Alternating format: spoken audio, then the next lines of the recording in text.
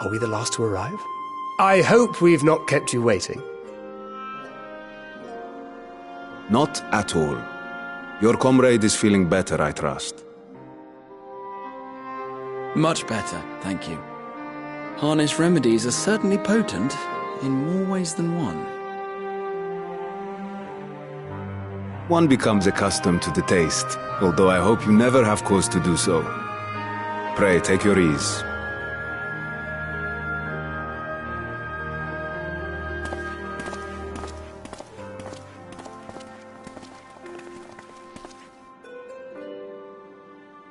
Full glad I am to see you all unharmed.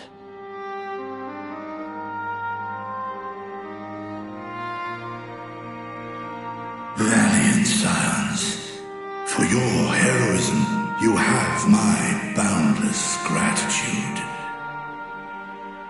You cast down that dire tower and set free its hapless captives. You cleanse their souls of its corrupting influence. No words of thanks will suffice. In place of platitudes, I offer a bounty of warding scales. Pray accept your due reward, along with the goodwill of Radzathan. Alchemists throughout the land were put to work in the forging of your talismans. The finished ones have been collected, and now await you at the High Crucible of Alchemia. Present this letter when you are ready to take them into your possession.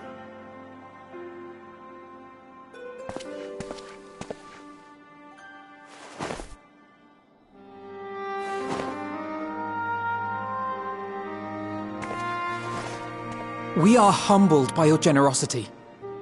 Know that the inventive wisdom of Radzathan will be vital in restoring serenity to our star. Every single one of those scales came from you, didn't they? You must still be in such pain.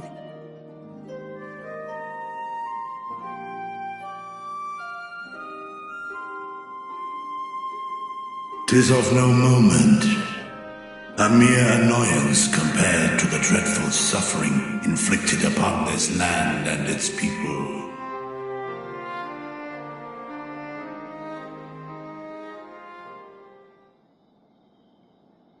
Albeit brief, my involvement in the Dragonsong War afforded me a glimpse of the myriad sorrows which consumed both dragon and man.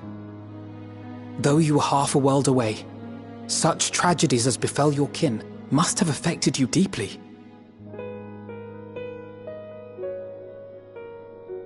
And yet, you chose to live among men.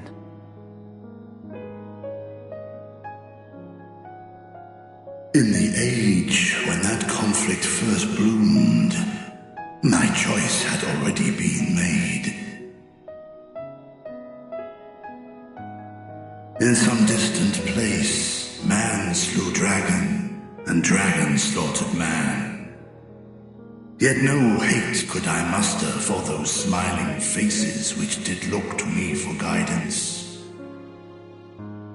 Not even my brother's righteous rage could rally me to his cause. I huddled here, secret and still, hoping against hope that which I had built would remain untouched by the chaos and carnage.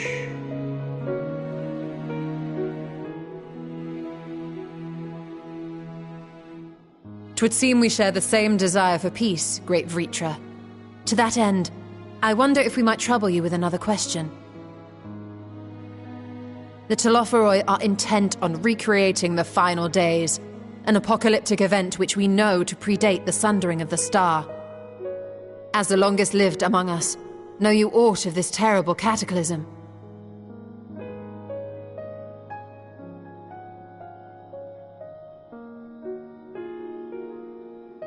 Nay. When war and strife drove my sire from his home, he crossed the great expanse with only our unhatched eggs as company.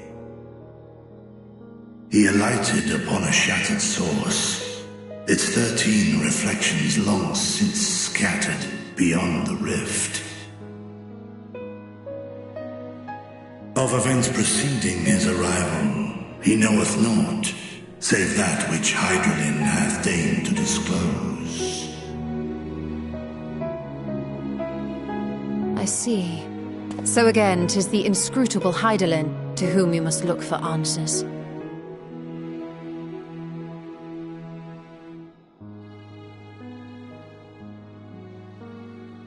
Seek you to divine the will of this star? If so, I have a tale which may afford you some small comfort.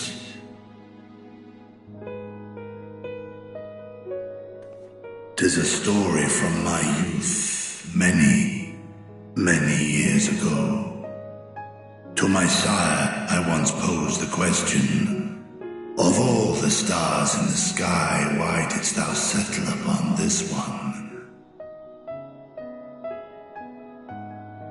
To which Midgardsummer did reply, 'twas the last bastion of hope.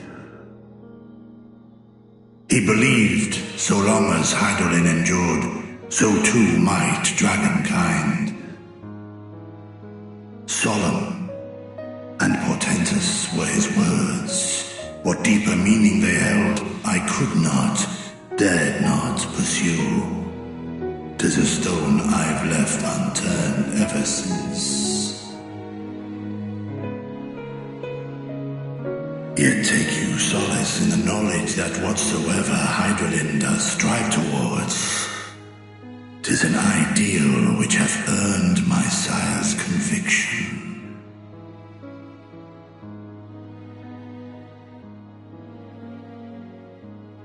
Thank you, Vritra. You've given us warm reassurance in a world gripped by cold uncertainty.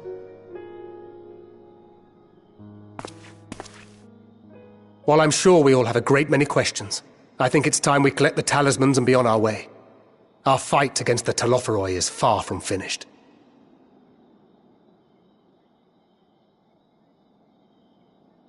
We must take our leave, but please do inform us if we can provide any further assistance.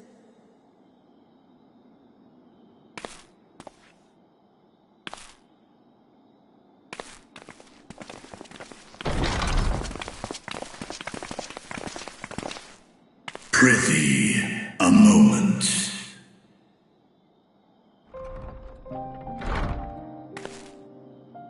There is one whom my sire hath judged worthy of honor and respect. The one known to men as Eorzea's champion. This hero of renown and rumor, 'tis thee.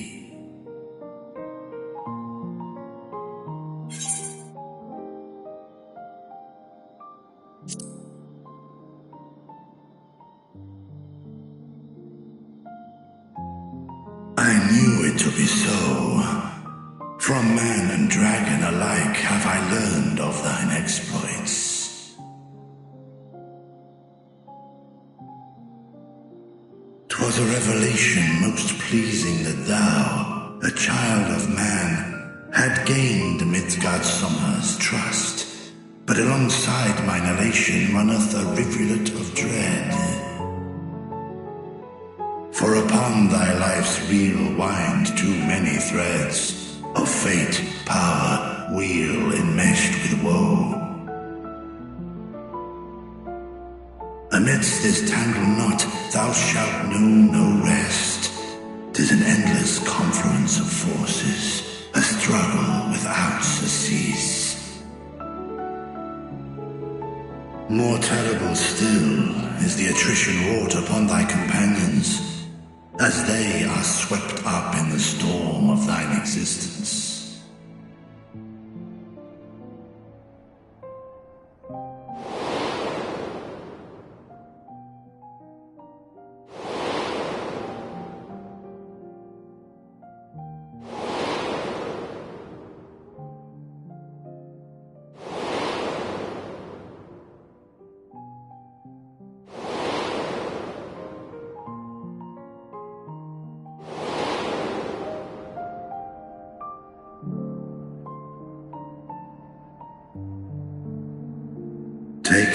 out and protect them well. They will be your strength and your salvation. The hope thou wilt need come the end. Even cowering behind my curtain, I know the suffering of the powerful. I have watched my siblings driven mad by loss. Thus do I exhort thee to spare no effort to keep thy loved ones safe.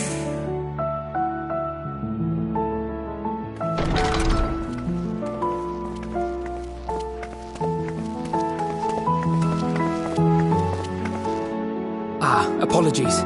We hadn't meant to interrupt. It's just that we do have a history of suddenly collapsing, and when you didn't follow us out... 'Tis I who must apologize. I have detained your champion overlong with idle chatter. Go. At war's end, I pray I welcome thee back into my hall, where together with thy joyful comrades, you may toast your triumph.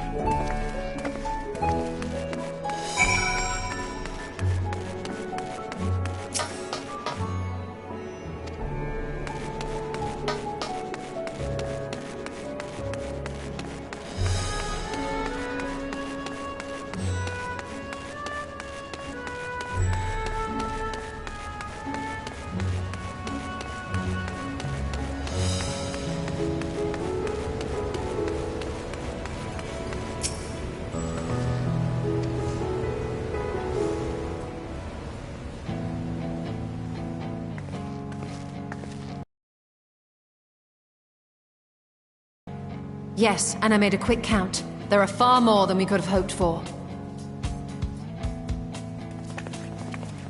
Enough to outfit an entire company of soldiers, in fact.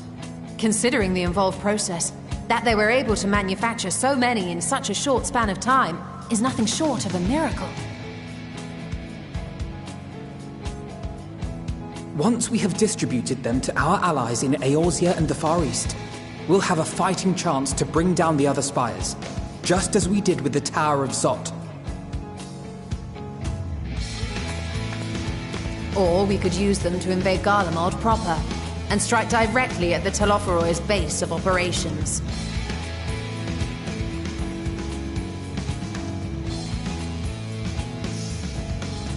Of course, we would need to consult with various Alliance leaders before such a drastic measure could even be contemplated. To which end, I could set out forthwith and present the idea to each of our allies in person. Pray allow me to undertake some few of those journeys. I find myself restless and in need of purposeful duties. I can head eastward. Bosnia and Dalmasca are just a short hop from here.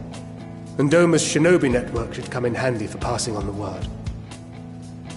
We shall share the burden then. Meanwhile, I think it best that you and the others take the talismans back to the Baldessian Annex. We must keep them safe and secure until we've decided upon a course of action.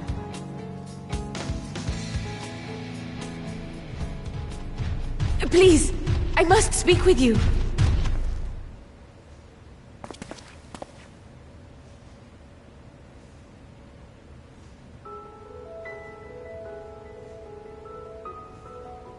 Nidana, you're awake. Yes. When I spoke with the carer at my bedside, she told me that one of the scions, a young woman, had cleansed me of the tower's corruption. It seems I'd been asleep ever since the treatment. But when I awoke and learned you were all still here, I knew I had to come.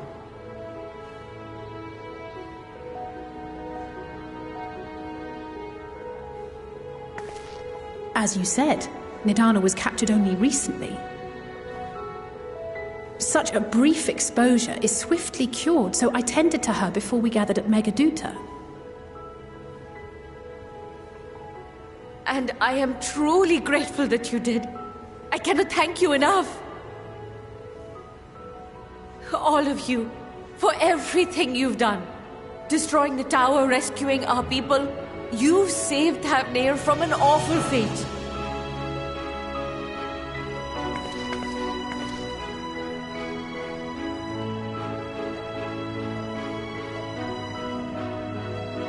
Yet who has truly saved whom?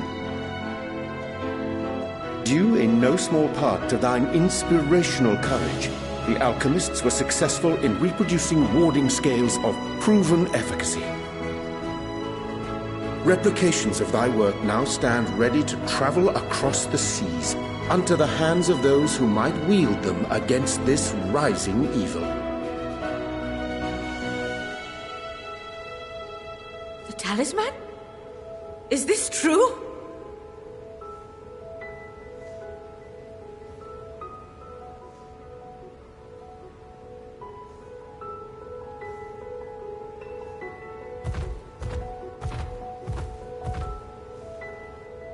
Oh, I was so groggy from sleep.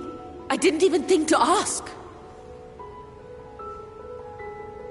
Oh, our great work sent across the seas. It was worth it. Oh, it was all worth it.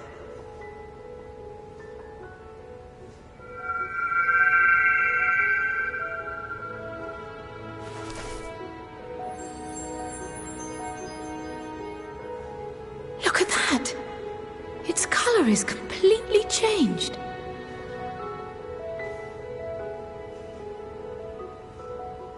What do you have there?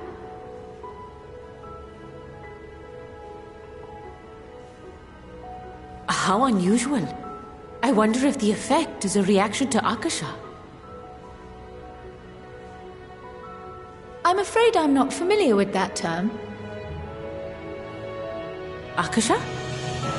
It is one of the unseen energies defined by Harnish alchemical theory.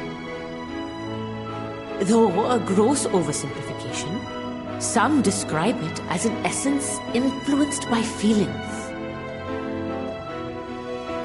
You imply that it is distinct from ether? foreign scholars often conflate the two, but we see them as separate concepts.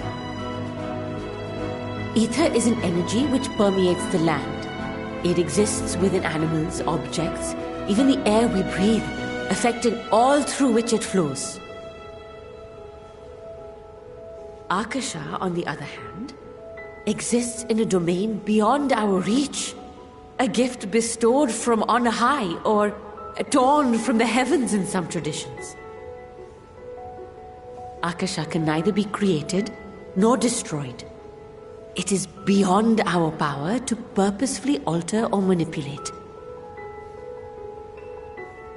The only thing observed to influence it is an abundance of, I want to say, spiritual emotion. As a veteran of the battlefield, surely you've experienced moments of desperation or exaltation when you've transcended the usual limits of your capabilities. That is a manifestation of Akasha, the invisible essence harnessed by heart, mind, and unyielding spirit. I really must hear more about this theory. Our disciplines are based entirely upon the idea that ether is the fundamental form of all energy. I'm glad my haphazard explanation has piqued your interest. But even for us, Akasha is a somewhat abstract field of study. A lack of practical application lends itself poorly to formalized research. Which is why my analysis of your flower can amount to little more than idle speculation. I am sorry. Nonsense! You have nothing to be sorry for.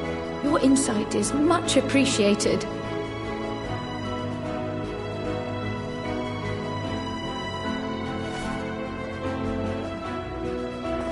Shall we depart for Sharlayan then?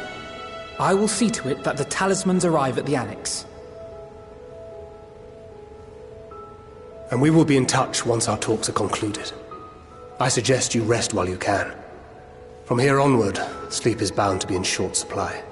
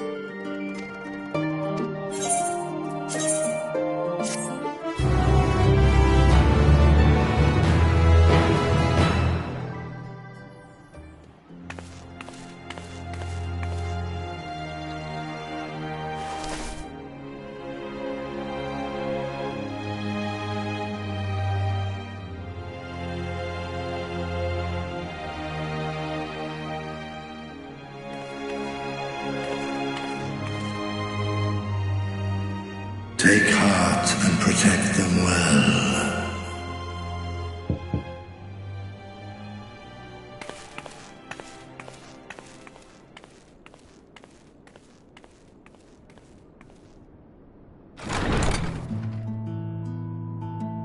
Good! You're here! You haven't eaten yet, have you? We've bought quite a spread if you're interested. Only the finest dining from the last stand.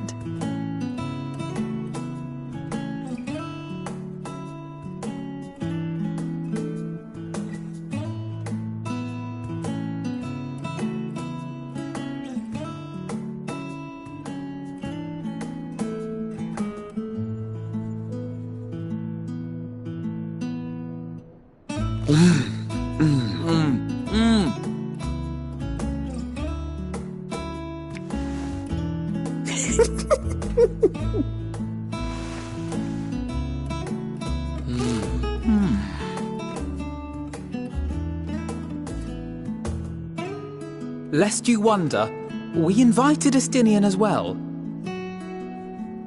But he refused with a rather grim-faced, "No, thank you."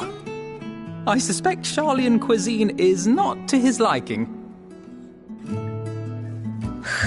Oh, I don't know about that. Perhaps our lone wolf just needed some time apart. What? To perfect his brooding stare? Next time, I'll drag him out by the ear, sit him down in front of a Sharlayan feast, and see that he eats every last bite. An excellent idea. Of all people, warriors must take proper meals and rest if they are to maintain a healthy constitution. Poor Estinian, beset on all sides.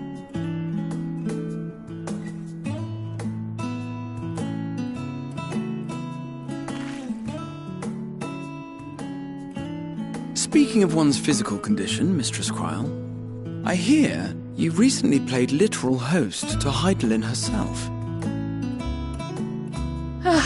And what an experience that was. Tiring, yes, but no lasting harm done. If anything, I should have liked to speak with her longer. I've not felt a hint of her presence since. Heidelin instructed you to carry that flower, yes?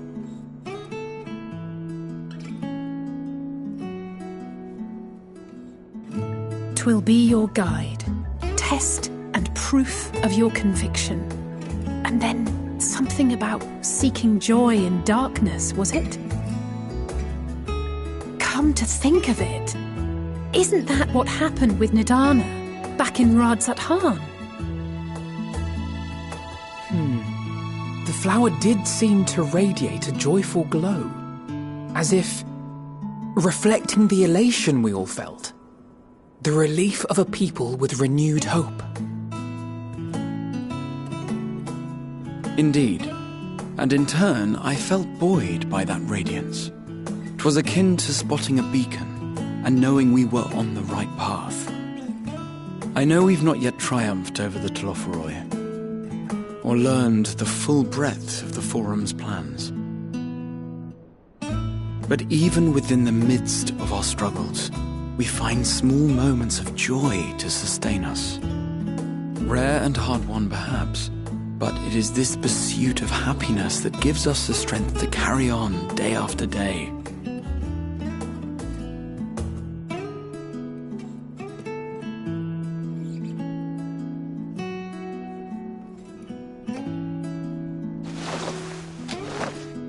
Hey, that's mine. To the swift the spoils. Though I recall that levitation spell of yours was quick enough. Only barely. And even at my best, I'm still too slow to wield it effectively in battle. Mayhap I simply require more practice with this new magic. You unearthed it from the depths of Numenon, I presume? Aye, and from a veritable mountain of arcane tomes at that. 'Twas necessary to facilitate my solitary explorations. Or, to put it simply, you used it to sneak around the Forbidden Archives. Yes, well, after a fashion.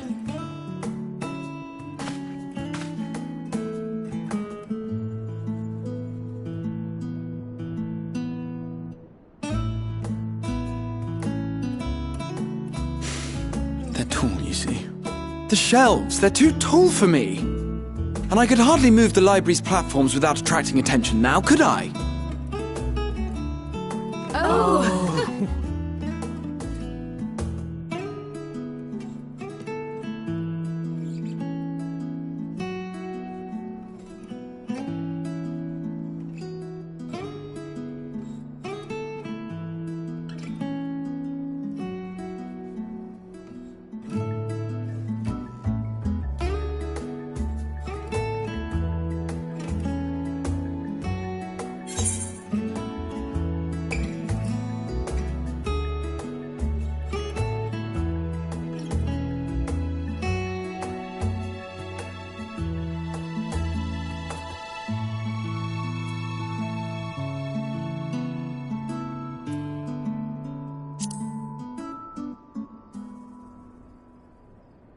One last cup of tea, then. Dickon said this brew helps relax the mind before bed. And gave us some leaves for free.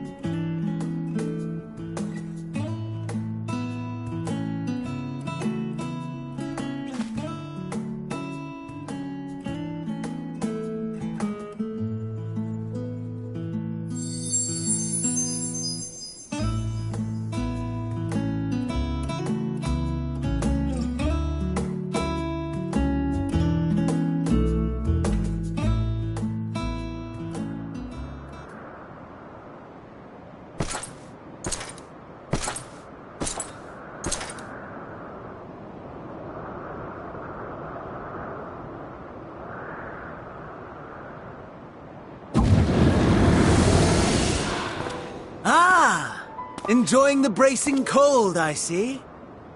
Do you not own a warm coat or a cloak? Something in fur? Or fashioned from the skins of your enemies? Or... well, never mind that. I come to you once more as the bearer of bad news. Our tower in Thavnair has been toppled, and I need not tell you by whom. Given how many we have at our disposal, the loss of a single spire is hardly fatal to our plans. It does, however, slow the rate at which we siphon ether. If they continue to preoccupy themselves with the towers, then all will be well. But should our foe prove bold enough to strike at us here, then the timing becomes questionable.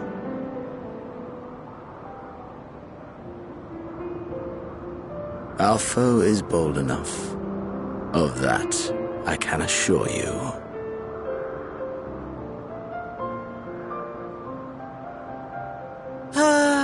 Yes, very well then. I suppose I must prepare a proper welcome. Honestly, talk of your nemesis is the only thing you seem to enjoy. Does nothing else spark your interest?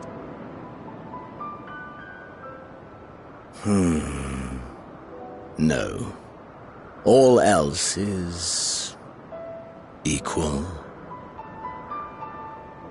Equally tedious. Equally disappointing. The world is a tepid bog into which we sink, too weak to thrash as the mud clings to our eyes and fills our throats till we blissfully choke.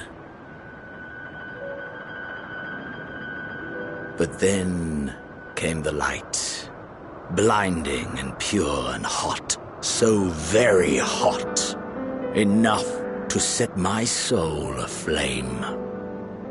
I basked in the afterglow until the void yawned once more, and then I knew the muck would never claim me again.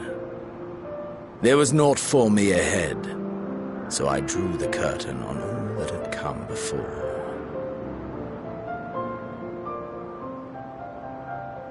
Burn. Burn. Let the whole star burn. I will have my contest. I will reclaim my moment.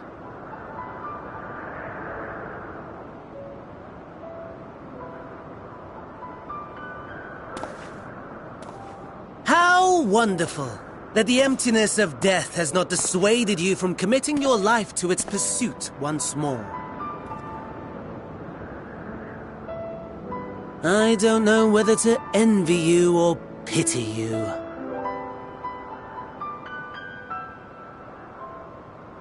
You question my disinterest, but what of yours?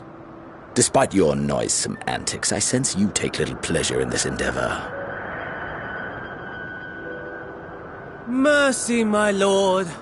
Such pointed barbs from one who barely acknowledges my existence. Nevertheless, you are mistaken. For I do find this part somewhat enjoyable. You see, when I was mortal, I would always have the same dream. It was a fragmented thing, disjointed, all the faces incomplete. The setting, too, was unknown to me, so I thought it simply a fantasy of my sleeping mind. Until one day, I realized it was showing me the truth. Much as your dream of the final days enlightened you.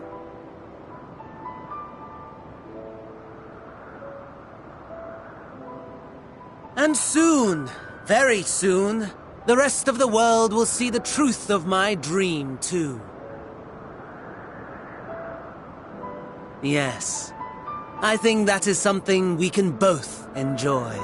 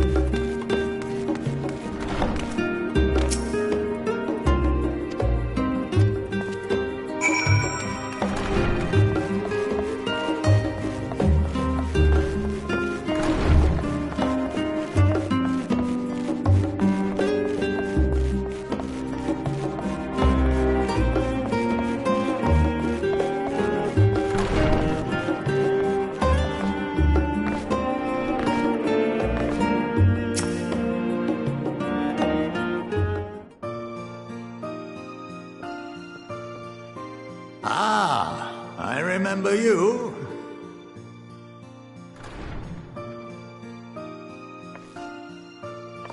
I pray we have not caught you at an inopportune moment. We wanted to offer our thanks for your kind words in the forum.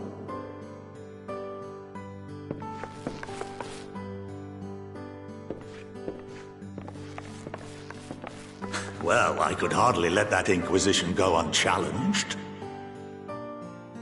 I've always believed that curiosity should be nurtured, not stifled.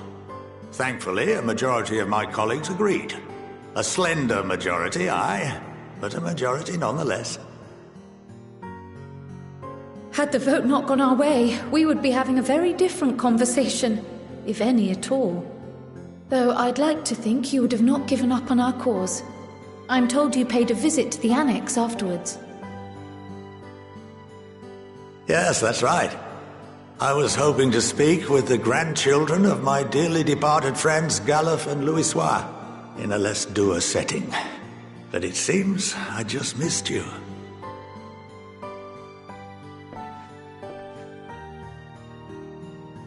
I still can't believe how much you've grown. If only your grandsires could have seen the way you presented yourselves to the Forum. Why, it fair brought a tear to my own eye.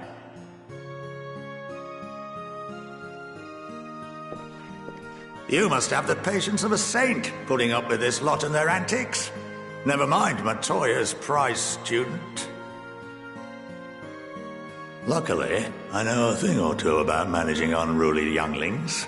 If you ever need advice, don't hesitate to ask.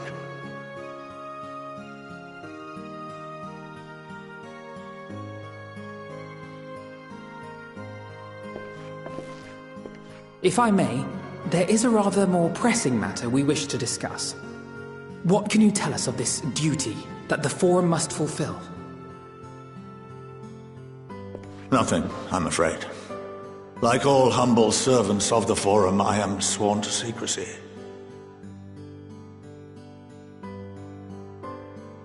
Or rather, I couldn't tell you if I tried.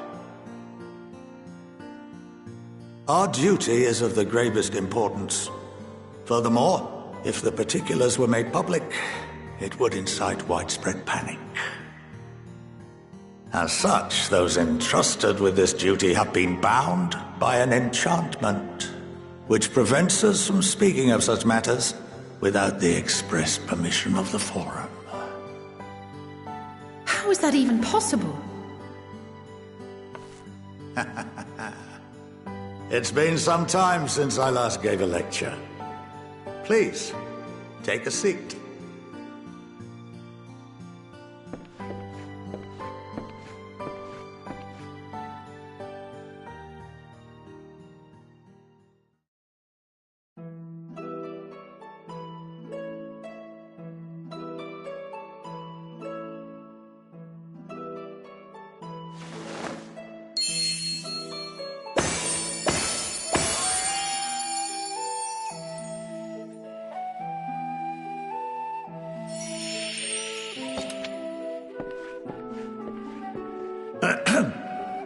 We shall begin by reviewing the fundamentals of etherology. The ether, which imbues us with life, can be categorized into three forms.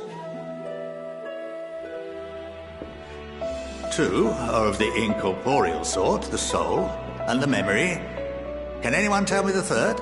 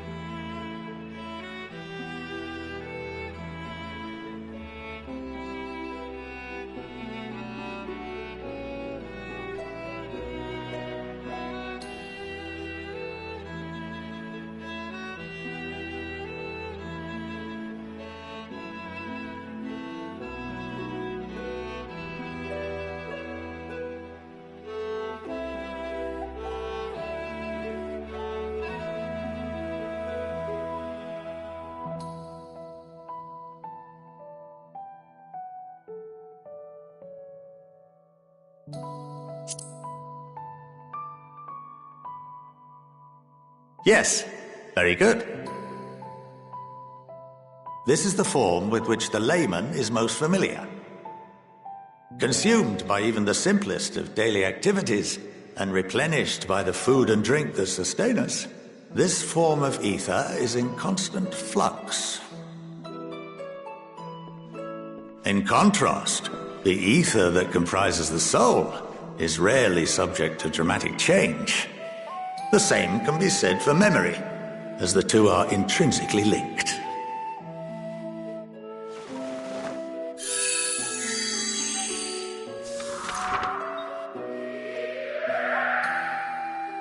Picture the soul as paper, and memories as words written upon it. Now, what would happen if that paper was doused with ink? The same type of ether as comprises the memories.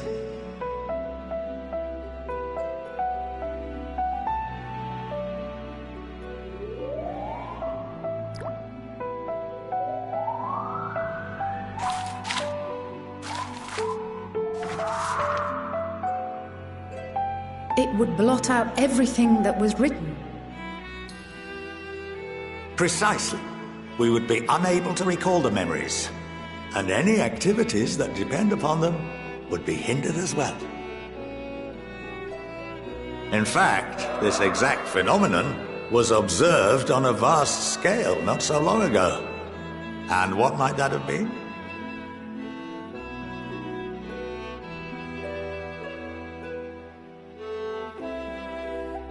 The seventh Umbral Calamity. The people of Eorzea vividly recall Bahamut breaking free of the Lesser Moon and raining hellfire down upon the realm. But no one could seem to remember the events that followed immediately afterwards. Indeed. To this day, we have yet to determine whether it was an unintended consequence or a deliberate act. The enchantment which binds me and the rest of the Forum is based on a similar principle. And yes, it is a contravention of the Sharlayan prohibition against the practice of memory manipulation. Only when a new member is inducted and told of our great duty are they subjected to the process. A necessary evil. You have my word that it would never be used to manipulate the populace? I should hope not. But can this enchantment be dispelled and your memories restored? If 9/10 of our members give their approval, then the process may be reversed. Then, and only then, would we be able to speak freely to others of our sacred duty. Barring that, we must wait until we return to the ethereal sea.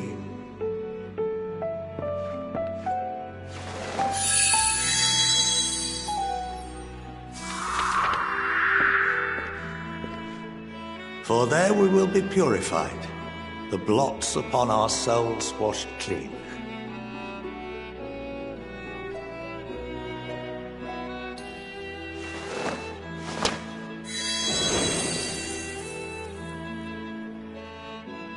And our memories drift apart and dissolve. Rather defeating the purpose, I suppose.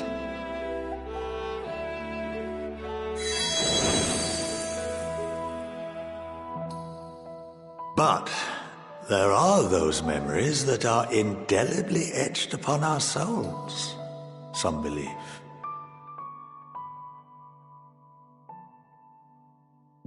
What happens after that?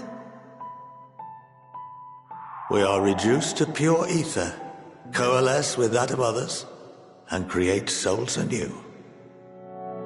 Alternative schools of thought assert souls remain whole and return to the corporeal world, reborn into another form. Both theories have their proponents. Personally, I consider each equally probable.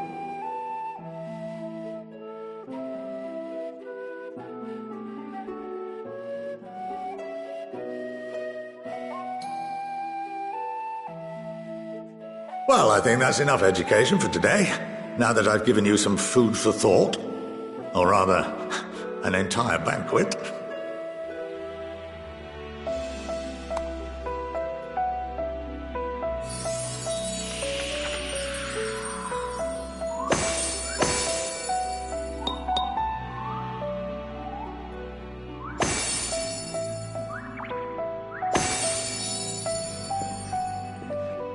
I would remind you that although I'm unable to assist you with certain matters, the resources at my disposal may still be of use to you.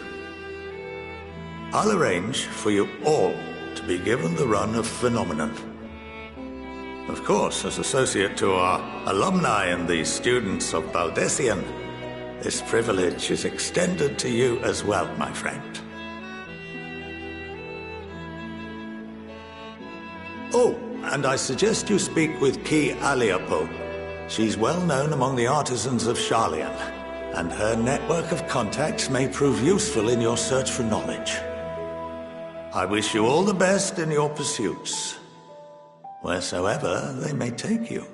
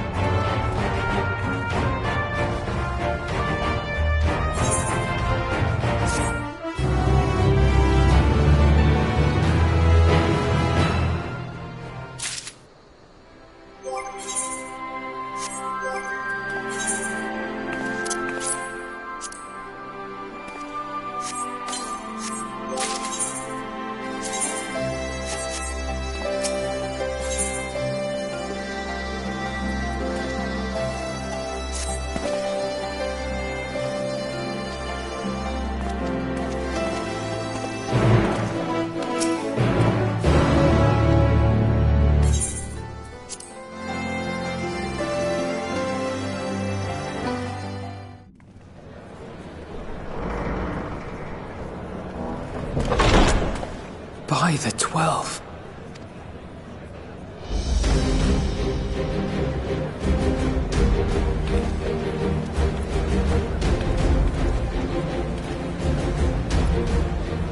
Glad you could join us. I hope you don't mind, but we went ahead and started without you. As you can imagine, our traveling companions were eager to become acquainted. We fight not only for the sake of Eorzea, but for the... Indeed, which is why I am glad to find myself in the company of many trusted comrades. Lucia. I have come at the behest of Lord Emmerich, who has honored me with the role of Ishgard's We have a hard road ahead of us, but walk it we shall.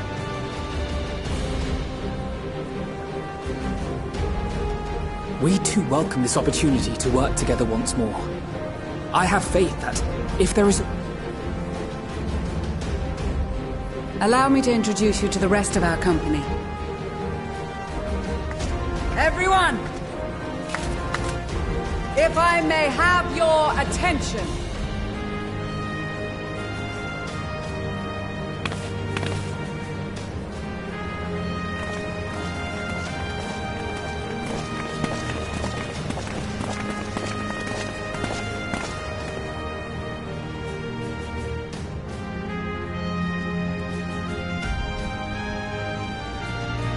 Might I ask you to speak first?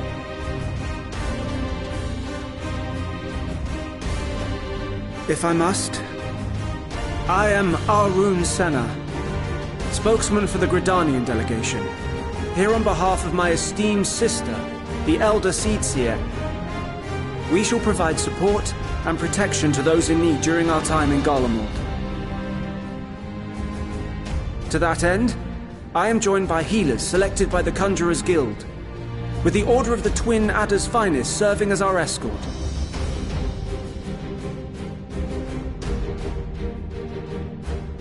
Suppose I'd better say my piece. Wait, I know you. The name's Sicard, in case you've forgotten. Truth be told, I'd rather you had forgotten. Any road, the Admiral asked Captain Hilfear to send his best, and for whatever reason, he picked me. Of course, if I'd refused, I'd be the laughingstock of the bloody executioners, and my reputation's taken enough of a keyhauling as it is. But more importantly, like any pirate worth his salt, I know when you're staring down a storm, you gotta trust in the commander of your ship. So if the Admiral wants us to go to Garlemald, not for plunder and glory, but the promise of peace in our time, then that's what we'll do.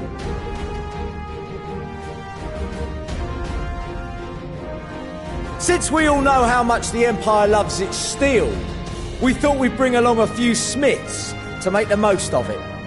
Give them a pile of scrap and they'll cobble together anything you fancy. Of course, just like the Gridanians, we got fighters of our own. We might have come with a more constructive purpose in mind, but we're more than capable of cracking skulls, believe you me. Well, you're certainly raring to go. Then again, so are we. The most dependable warriors of Uldar and Alamigo have assembled at the Sultana and General Aldin's behest.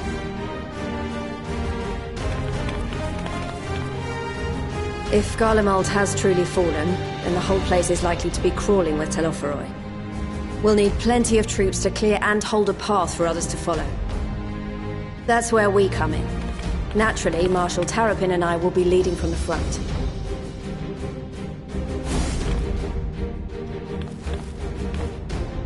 It's been some time since I last saw you in your element on the battlefield. From what I've heard, you've become pretty fearsome yourself. Master Matoya? The Avatar of Destruction?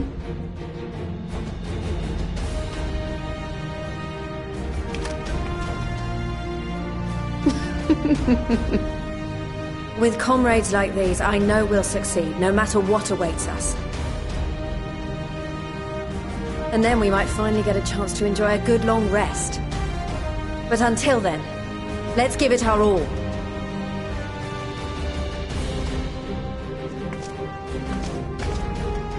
As for Ishgard, we Temple Knights have come in force to uphold our nation's commitment to the peace and welfare of our allies. The bitter cold of Garlemald is a formidable enemy in of itself. Our experience fighting in ice and snow will prove invaluable in the days ahead. Accordingly, I have been designated commander of the Ilzabard contingent. I will do all in my power to provide you with the leadership and guidance you require. The four high houses, House Hylinard foremost among them, have arranged for a host of machinists to join us on our mission. Their knowledge of Imperial Magitech is sure to be a great boon. They will address any problems of a technical nature, together with the smiths of Limpsa Lomitsa. There is another awaiting introduction. Lord Emanolain! Ah, yes. Emanolain de Forton, at your service. Though, lest there be any misunderstanding, I should stress that I've not become a fearsome warrior while you were away. Rather, far from it, actually. My brother, in his infinite wisdom, decided this would be an excellent chance to make something of myself. Oh, and fight for world peace and all that. But, should the opportunity arise for a spot of ballroom dancing, I will be your twinkle-toed gentleman of light.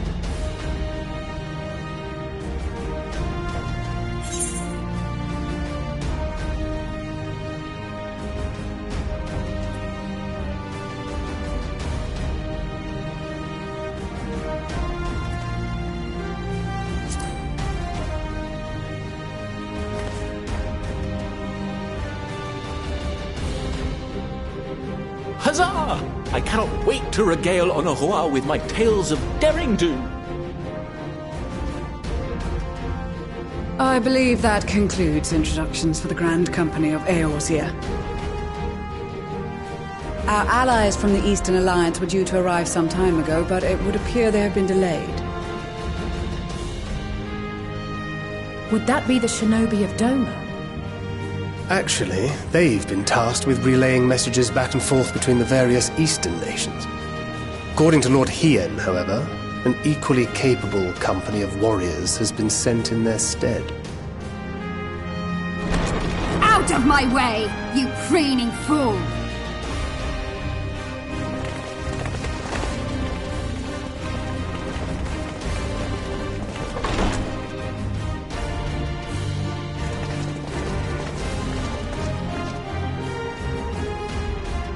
Forgive us for coming late.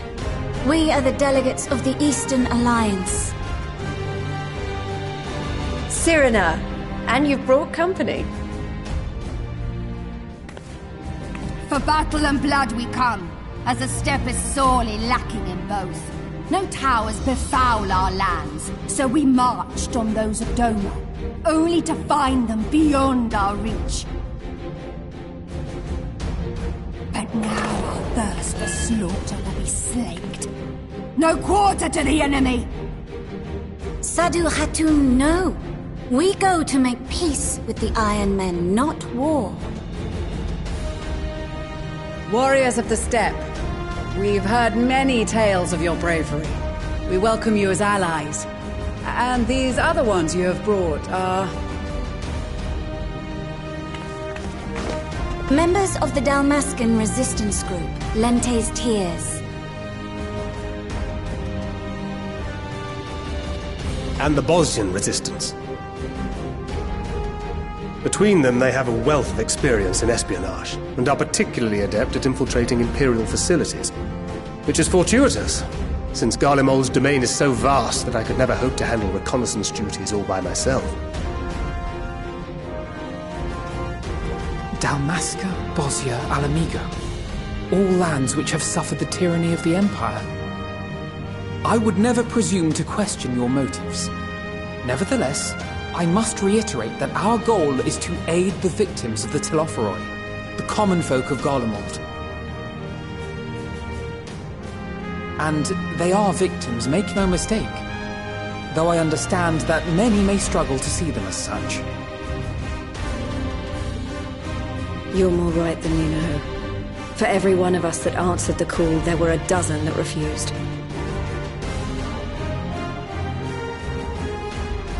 Not only in Alamigo, but everywhere we went. And who could blame them? The Empire's always been the enemy. But after seeing what we've seen, fighting and working against and with Garleans, there's no denying the simple truth. They're just people. No different from you or I. They've got their share of liars and murderers, but so do we. So do we all. Fordola, who once swore herself to Garlemald, has proven herself a trusted ally time and time again. Every Eorzean here knows Cid Garland, the Imperial defector who shared with us countless technological wonders.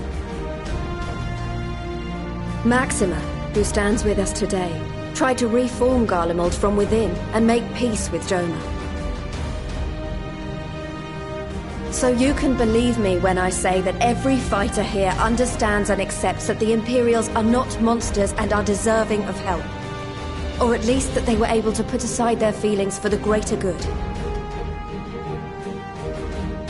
It won't be easy, but we're all determined to make this world a better place.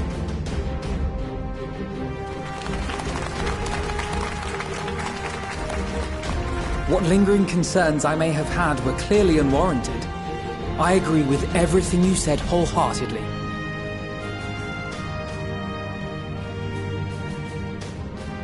Then we are in accord. Now, let us review our strategy. To reach the Garlean capital in northern Ilsabard, we must cross the central mountain range. Fortunately, Garland Ironworks can provide aerial transport, sparing us this most treacherous part of our journey. However, attempting to fly any closer to Garlemald would attract the attention of the Telophoroi. As they appear to have seized control of the majority of the Imperial military, we must assume that includes its fleet. In addition, Garlemald possesses devices that can interfere with airship navigational systems, further discouraging an airborne approach. Given the circumstances, the closest we dare deploy our contingent is an area between the range and the capital, the Magna Glaciers. From there, we must travel the rest of the way on foot. We will also need to bring the airships with us to ensure we can withdraw with haste. Although much of the terrain will be blanketed in snow, we should be able to make use of local roads and shipping facilities. The vast ice field will afford us an unobstructed view of the surrounding area. On the other hand, it will also allow others to easily spot us, so it is imperative that we only make camp in positions where we can easily defend ourselves. And the airships, which must be kept safe at all costs. We cannot account for every possibility, so we must be prepared to think on our feet. We will be tested. Sorely tested, I expect. But for our homes and for our people, and a people not our own but in need, we will succeed. Spare no effort in your preparations. Once we depart, there is no turning back.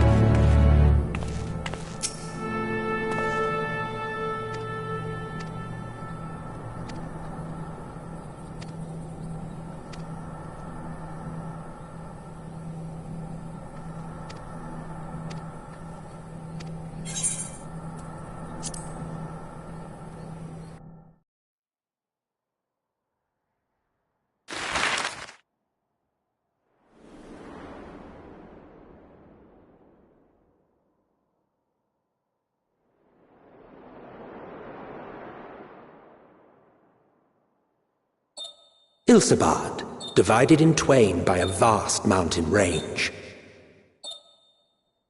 Those who would traverse its jagged peaks face peril at every step. But why go by foot when one can simply fly?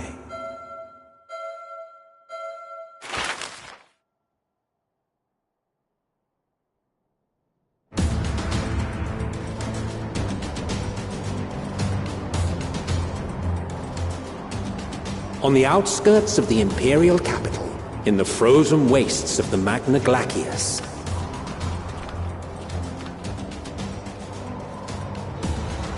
the winds howl in icy protest, as if to warn against further trespass.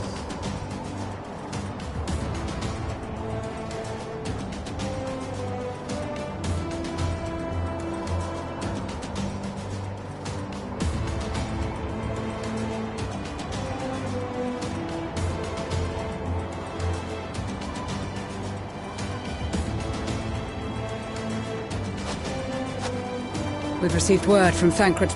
They've sighted a detachment of heavily armed Imperials. Survivors of the Civil War, perhaps? Perhaps, but there is more to it than that. Maxima reports that they're led by Vergilia, legatus of the Third Legion. However, they are also joined by several members. From what I recall, the Third Legion fought for the First, on the other hand, were under the... Indeed. In fact, our sources claim that it was yet now these former foes Then it is all but certain they have been tempered.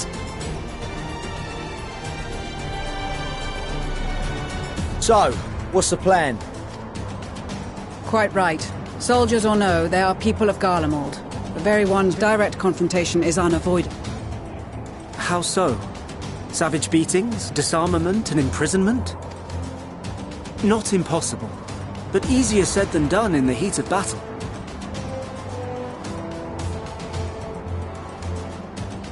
Having observed the opposition... He did. He and the other scouts have already infiltrated a supply. Stored within is a stockpile of Magitech armaments. And... Divide and conquer.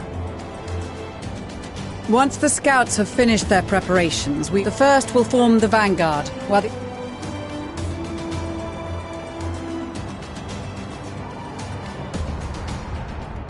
As for the Scions, I ask that you... I would prefer, however, that you accompany the rearguard and be prepared to join the van at a moment's notice. Captain...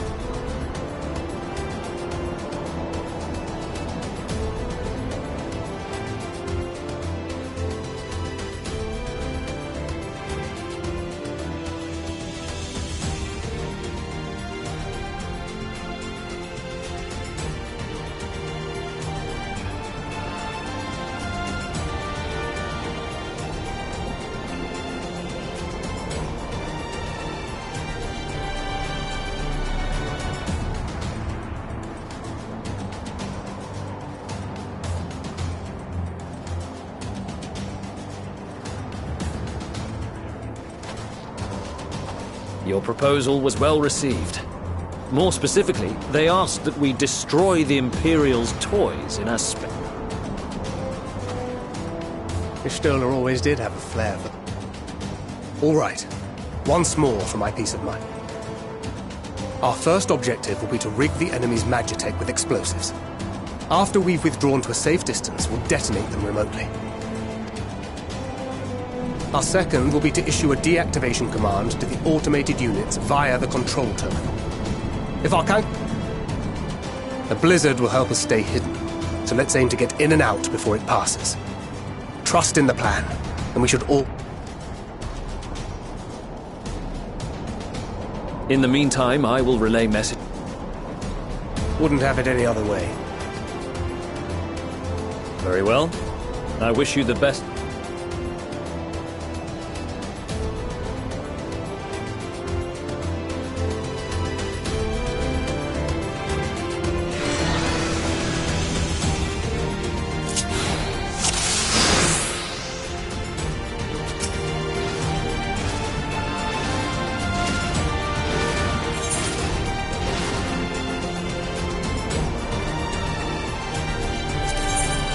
Keep your wits about you.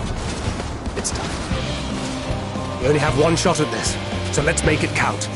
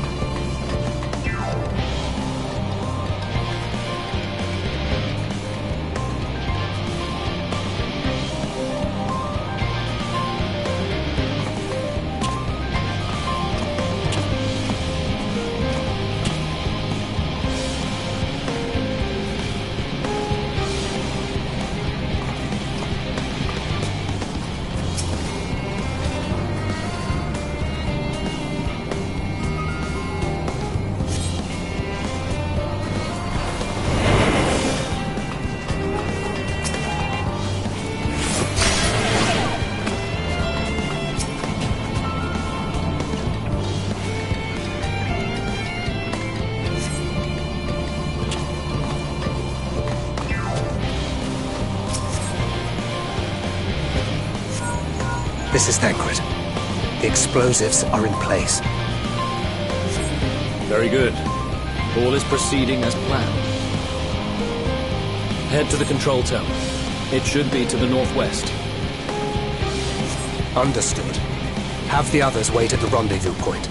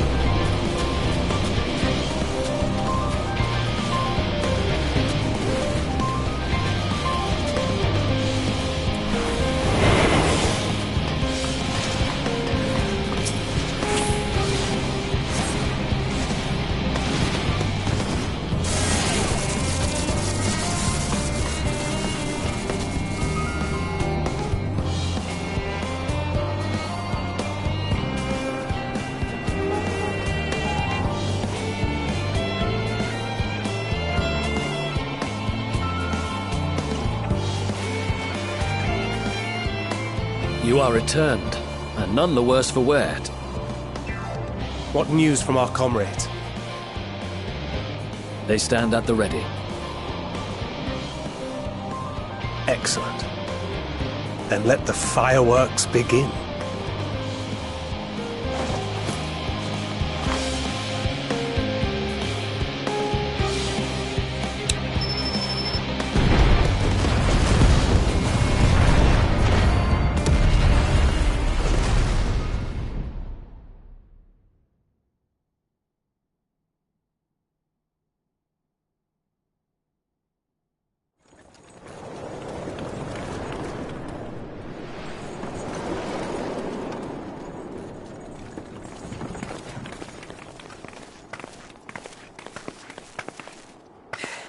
The blizzard's beginning to clear. The Vanguard should be engaging the Imperials any moment now, if they haven't already. Ishtola and the others are with them, so I'm sure they'll be all right, but...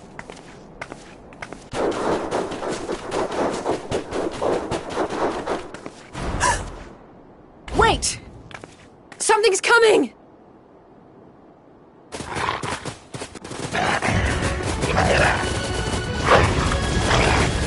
Oi, oi!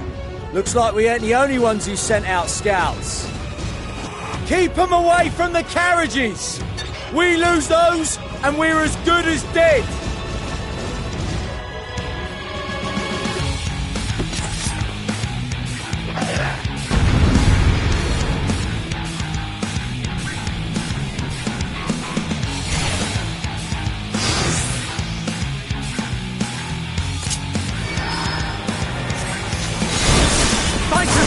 Protect the others!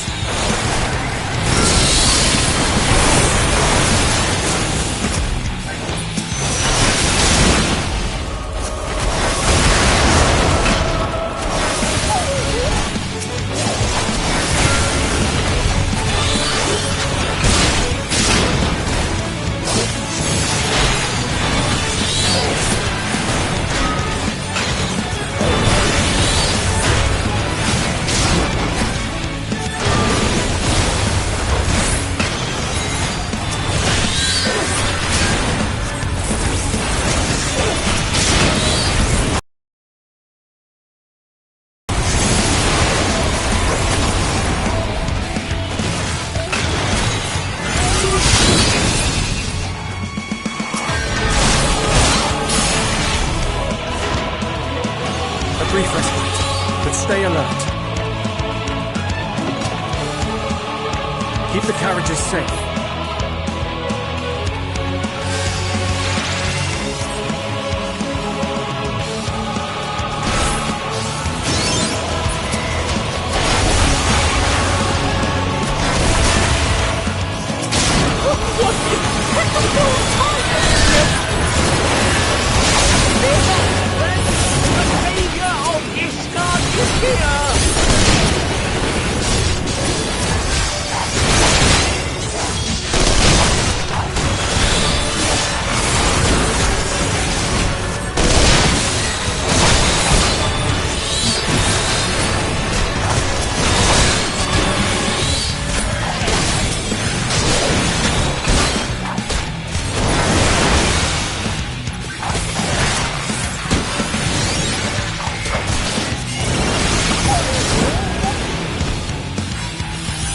Display, but the other carriages are still in danger. Go on ahead. We'll hold the line.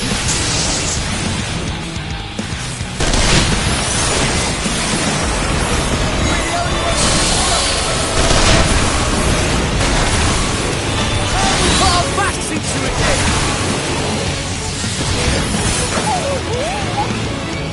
I've been itching for a good scrap.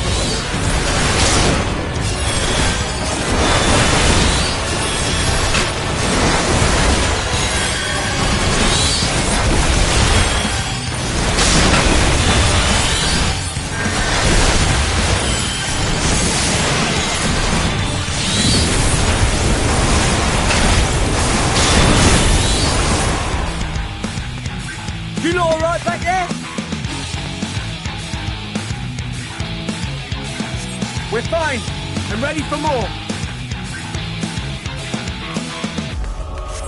Hear that? Get to the front and turn the tide!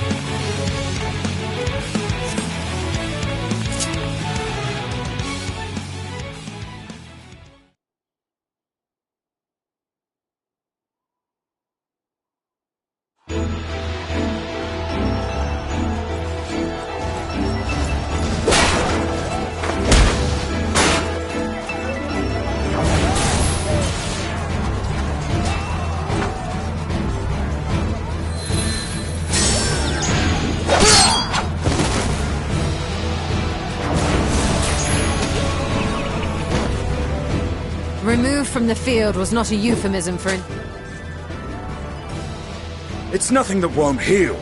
In time. The trouble is, their tempering has made them utterly fearless. Subduing them would be easier if they had the capacity to submit in the first place. Well, this is the path our young charges would have us walk, and that we all agreed to follow. You knew it would be hard, yet still you pledged your lance, did you not?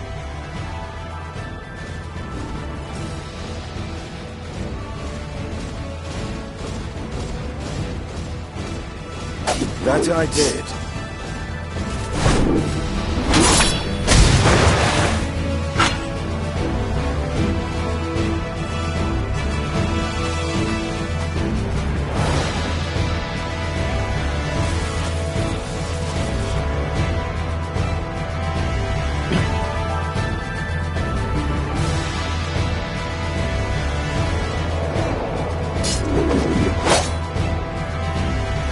That's Perhella! Damn it. I need to help the others take her down.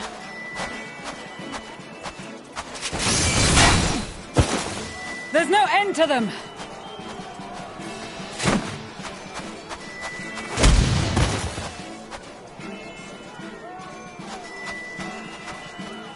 I was wondering when you'd turn up.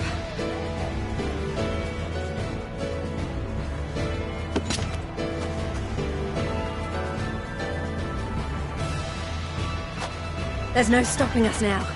Come on, let's show them what we're made of.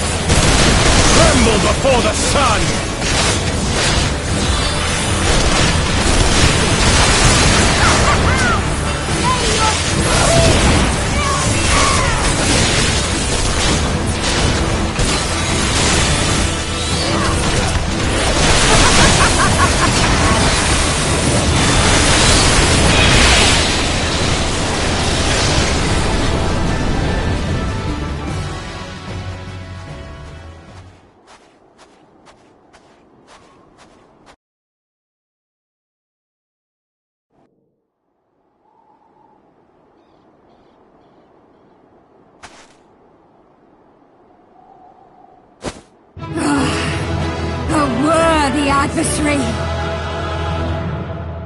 Rest! Recover! Reclaim yourself! Then we will fight again! To the death! Sadu Hatun!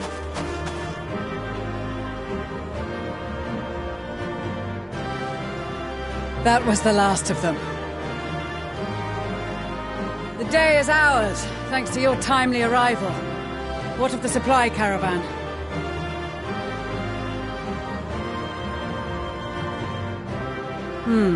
Outmaneuvered, but not outmatched. Good. Let us take the Imperials into custody and rejoin our comrades.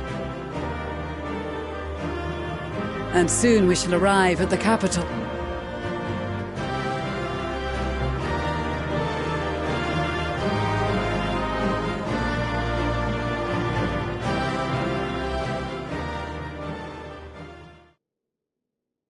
So cold and unforgiving.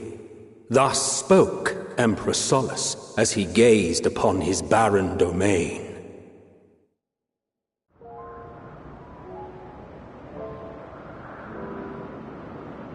"800 years it had been since the Garleans first set foot here. Bested by the Kavosi after centuries of war and driven from fertile southern pastures into the blasted northern wastes.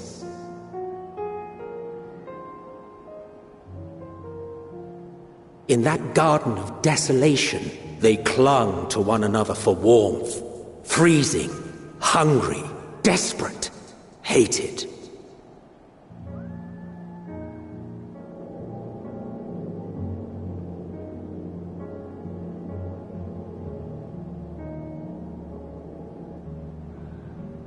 The chosen forsaken.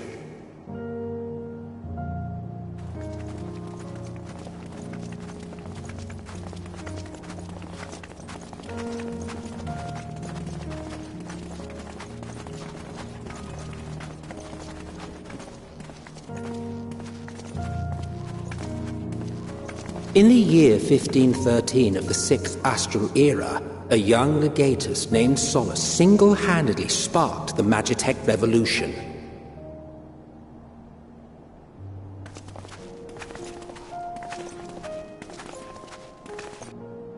How did he conceive the machina that feed on ceruleum? Once a common, soft-spoken soldier, how had he so quickly ascended through the ranks? Like so many others, those who knew the truth are gone. Taking in the capital with his eyes for the first time, I recall thinking to myself, far colder on the earth than in the heavens. Yes, far colder indeed. Bitterly so.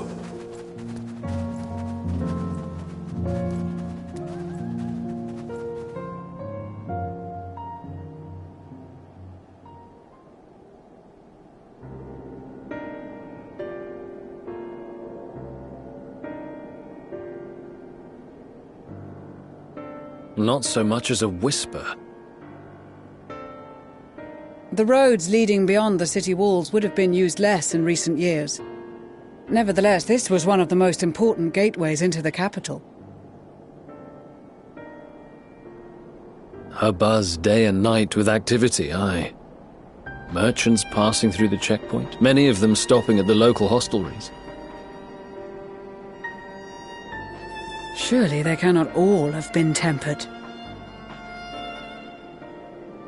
We can consider the question after we have made camp. If we spend any longer outside, we may well freeze to death where we stand. The tempered Imperials, too.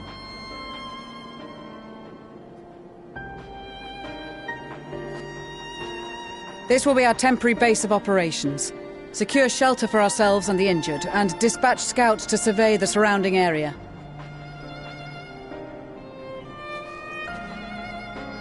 If we're planning on staying here a while, we ought to give this place a proper name. Well, the constant sound of ice cracking underfoot makes me think of broken glass. An apt name, perhaps. But enough of this. To work, everyone!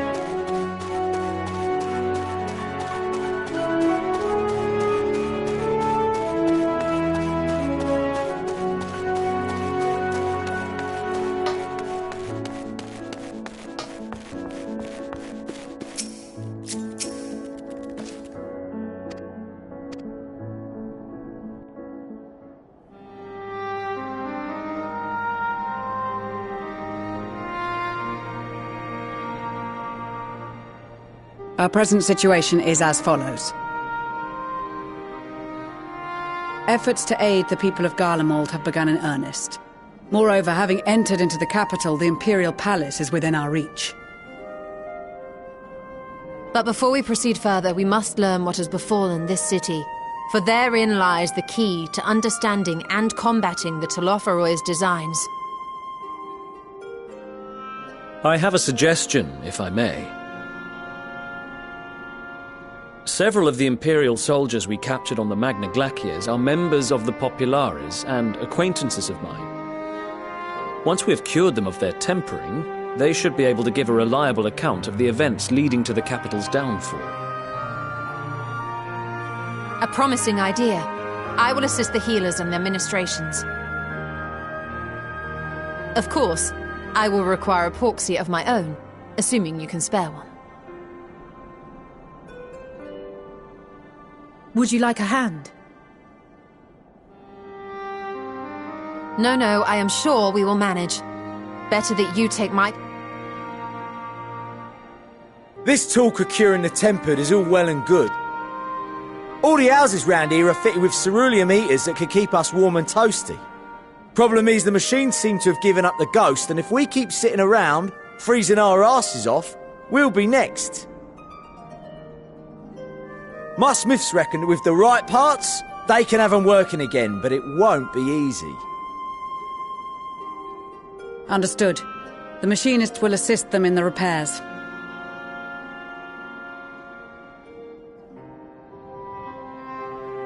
The rest of us should either stand watch or survey the area. We've made our presence known to the Talofaroi. They will be searched. That we have seen no sign of them since the battle suggests they have yet to do so. However, I suspect they may be biding their time. Or perhaps we are beneath their notice.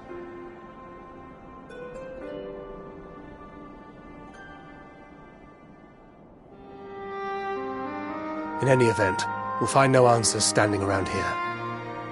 Urianger, Estinian and myself have visited Garlemald recently, so we'll lead the reconnaissance efforts.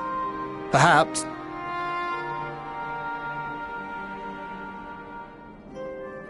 Don't forget about us Alamegans. Well now, this is turning out to be a rather sizable team.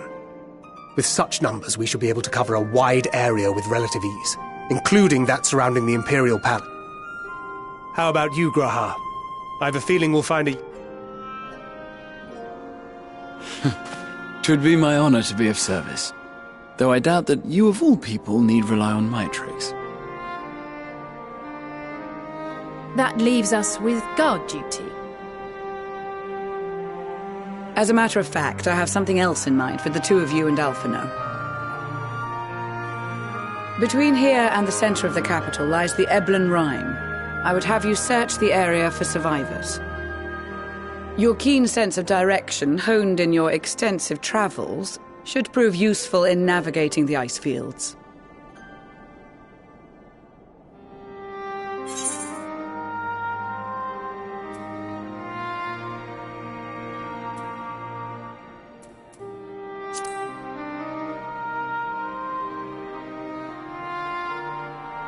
I have faith that you will, and look forward to greeting you on your safe return. You all have your duties. Let us make haste.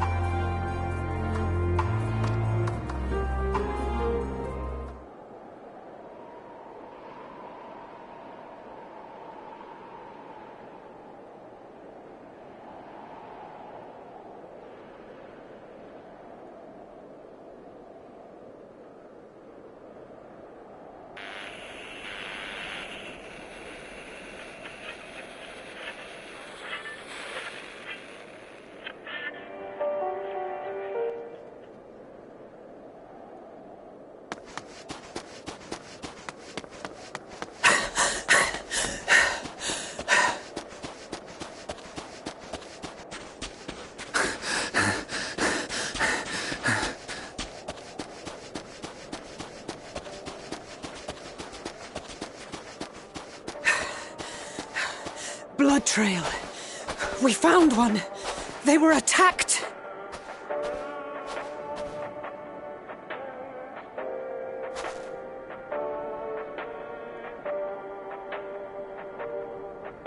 No.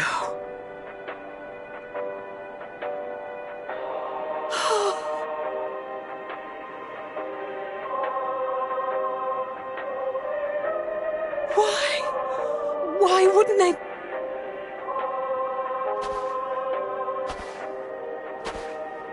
Safer to brave the wilds than trust in our magic.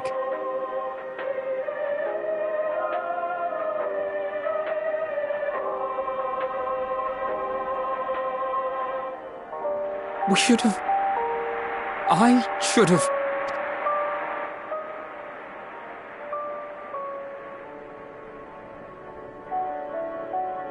We can't leave them like this. We have to take them home.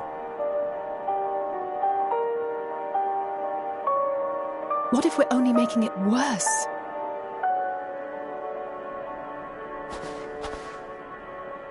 Maybe we don't belong here.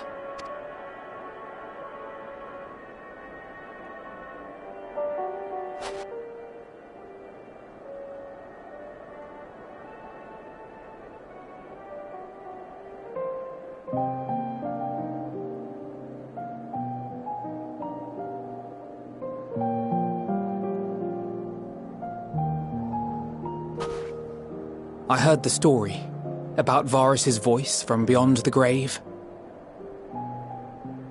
Of course, I didn't believe it, but Licinia and her sister did.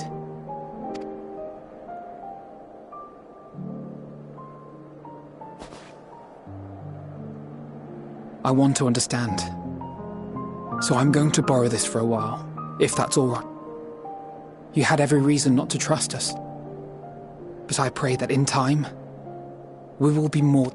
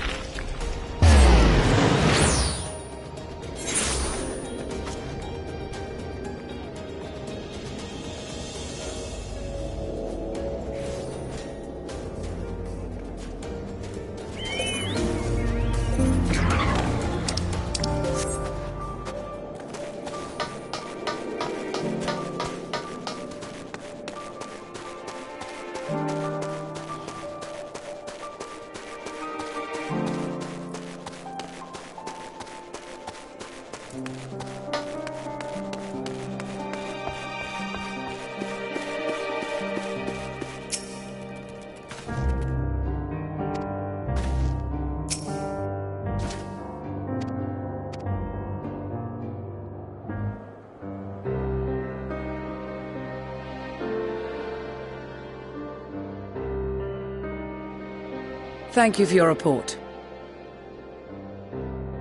We shall inform the troops of these developments, and instruct them to proceed with the utmost caution should they encounter any survivors. Allow me to go and speak with the ones at the victor's spoils. They may be more willing to listen to a fellow Garlean and accept our offer of assistance. I pray you are right. And though I am loath to burden you any further, should there be an appropriate occasion to speak of Licinia and her sister, please do so.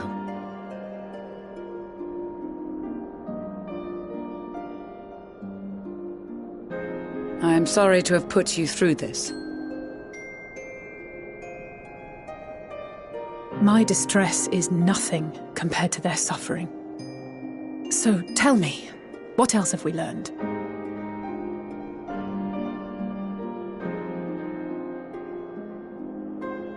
As you may have already heard, we have succeeded in curing the members of the Populares, Maxima identified. They have provided us with some intriguing insights into the current state of Garlemald.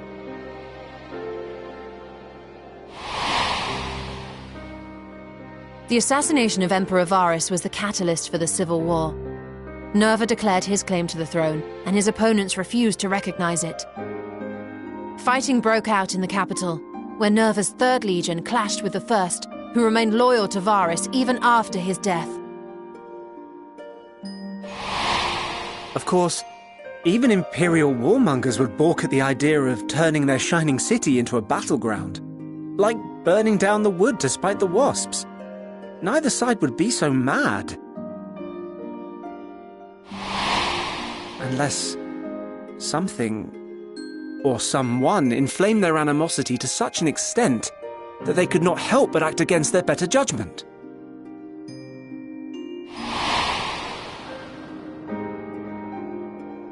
It brings to mind events at the Gimlet Dark.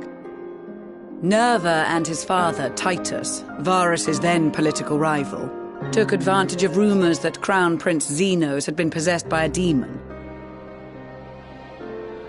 Elidibus. Indeed. But before their accusations could be substantiated, while some were merely... Again, Elidibus. Like as not, he had a hand in it. Nevertheless, Titus and then, in the midst of this growing and Garlemald's own prodigal son, Gaius van Belsar, is named the murderer. Shortly thereafter, Nerva claims the right of succession, and in response, the First Legion claims the assassination was part of a coup d'etat orchestrated by Titus and Nerva. So no one is at fault, and everyone else is to blame. I should add that both parties received substantial financial backing, presumably to provide them with the means and encouragement to pursue a swift victory, and that these contributions came from the... I'd heard House Brutus had been filling the Third Legion's coffers, but the First as well. It would seem so. Though the Populares determined that the First Legion received funds from a variety of organizations, all had connections to House Brutus. So Fandaniel, in the guise of Asahi, was playing both sides against each other the entire time. The information we gained from my friends does not end there. One night, shortly after fighting broke out, the capital was shaken by an immense tremor.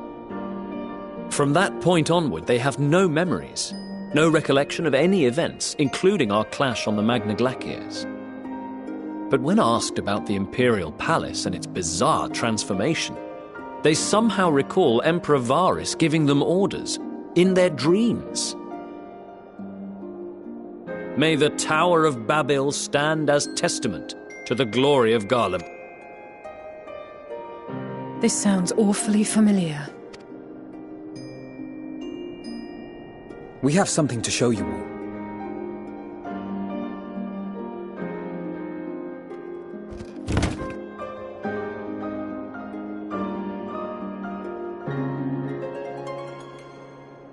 Varus spoke to them through this radio. Perhaps it was a recording, but if not, that would be inexplicable.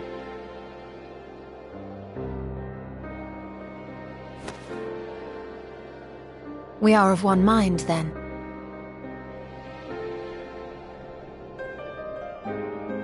The ether that permeates the ore used in this device is almost identical to that of the talismans. I see it. While it is likely more by coincidence than design, these devices might also ward against a primal's influence. A picture is beginning to form. If the tremor felt throughout Garlemald was a wave of ether emitted by a primal, then while those within range would have been tempered, those huddled around a radio desperate for news concerning the Civil War would have been spared. No wonder Licinia kept it close. My friends! I must... A young man was caught trying to steal our supplies. He is a soldier of the Iron Men, we think, but one who has not been made thrall. Thankfully, Magni restrained him before blood was spilled. The stranger is outside, if you wish to... I think we do.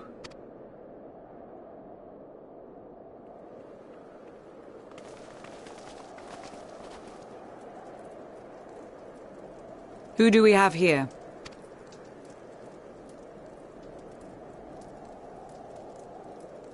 Garleans? Traitors to your homeland! Have you no shame?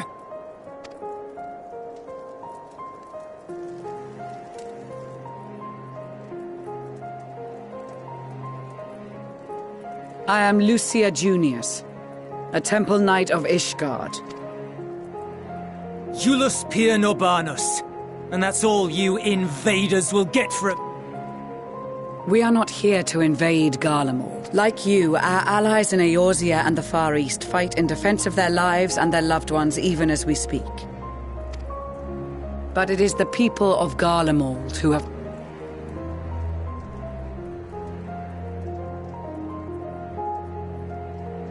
Whether you believe me or not, those are the facts. Now, answer me this.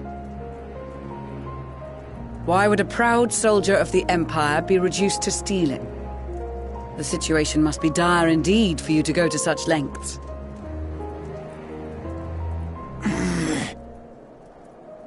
If it is supplies you seek, we would gladly share ours, or turn a blind eye while you leave with your spoils. I will not negotiate. If you wish to treat with him, I will... I don't much like the sound of that. But if we do accept his proposal, I suggest the two of us and...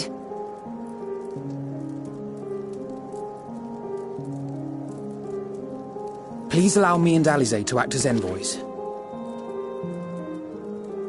May I ask why? We have seen with our own eyes the hardships the Garleans face. How their futures and lives hang... It's not the warmest invitation, but it's an opportunity to prove our intent.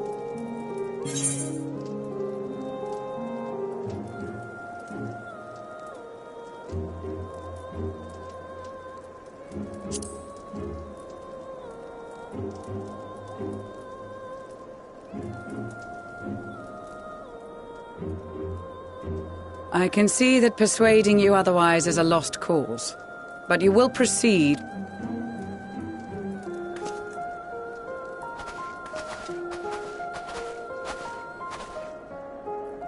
A couple of children and what? A sellsword? Not in the least. You will find that they are more than qualified to... There are many dangers on the road ahead. I will need that back.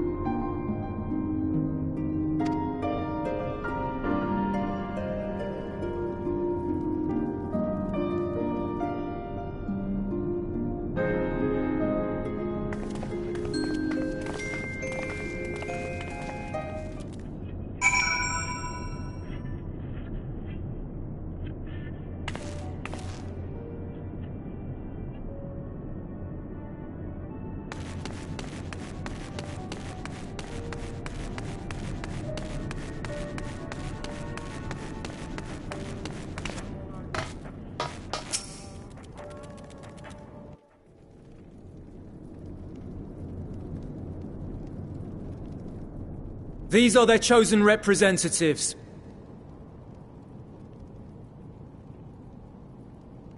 Very well. Let us hear what they have to say. Yes, sir.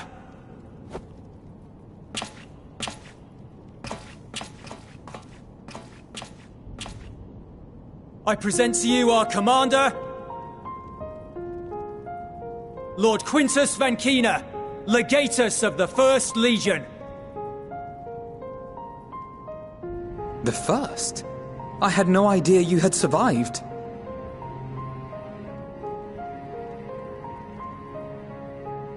We lost our Emperor, our city, more than half our troops.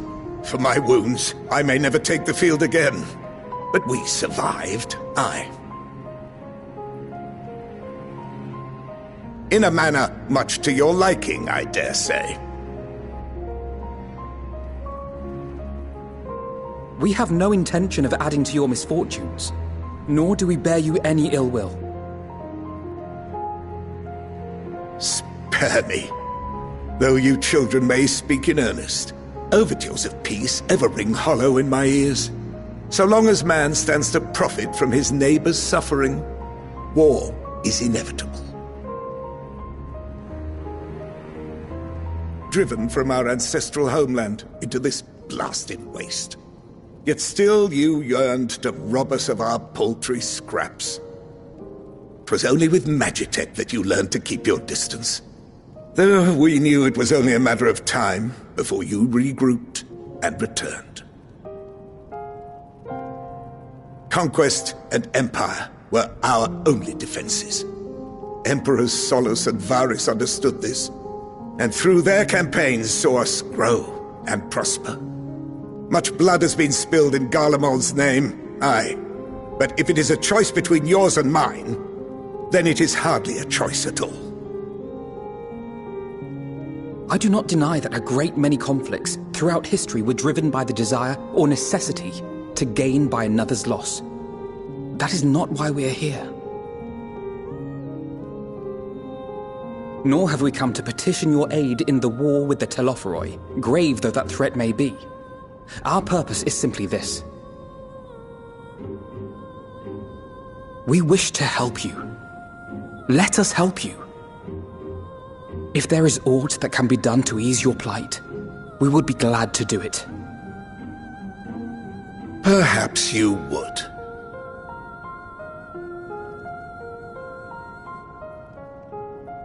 But regardless of the ideals you espouse, your leaders would not send an army into Garlemald if they did not stand to benefit.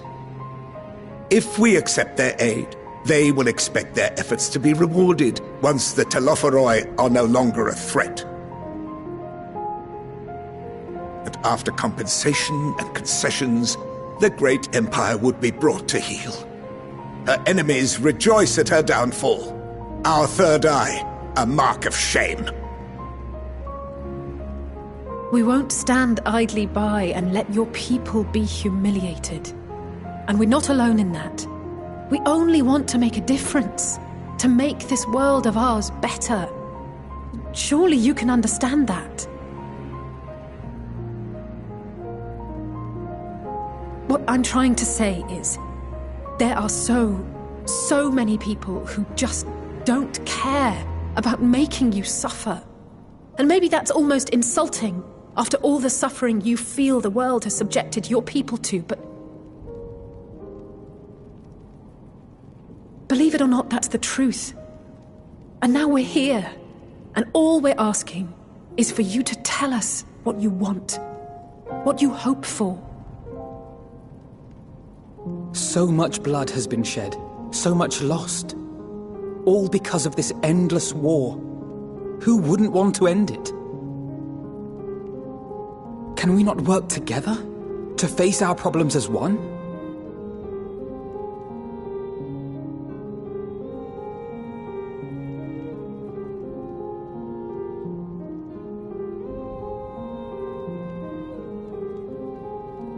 Answer me this, young peacemakers. If a world without conflict is your desire, Why reject the unity and prosperity of Garlemald? Is it because we do not share your faith? That we do not share your heritage? That our ideals and virtues differ? That we cherish and hold in the highest that which you do not? Disparity is the root of discord, and peace built on compromise is flawed and fleeting. Happiness for one and all is a dream, and the reality is that to the victor go the spoils. That is why we Garleans will never submit nor surrender. For freedom and for pride, we will remain true to ourselves until the bitter end. That is my hope.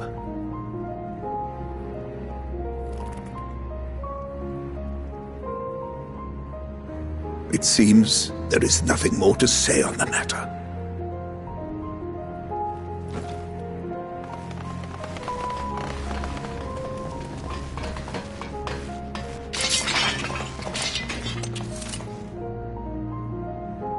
You will remain here while I decide what is to be done with you. Do not be alarmed. No harm will come to you if you cooperate.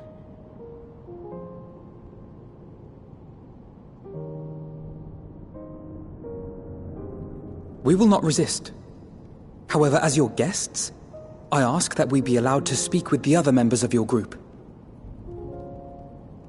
As you wish.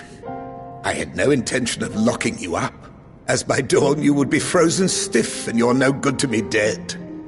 You are free to move about the encampment, but there is one condition. Collar them.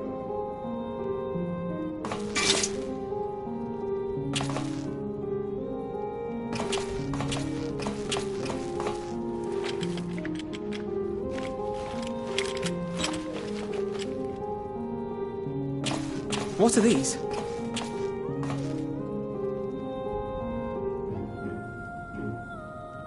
Incentive.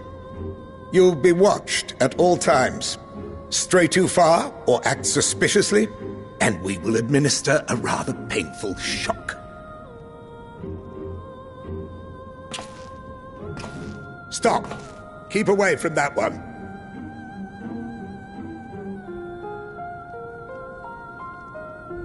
The champion of Eorzea is not so easily cowed.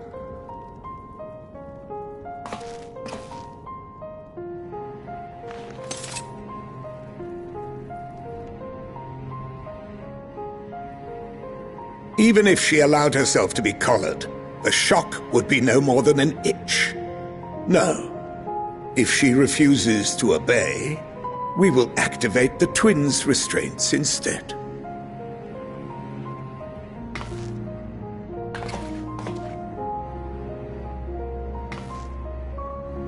You needn't worry about us. We'll forget we're even wearing them soon enough.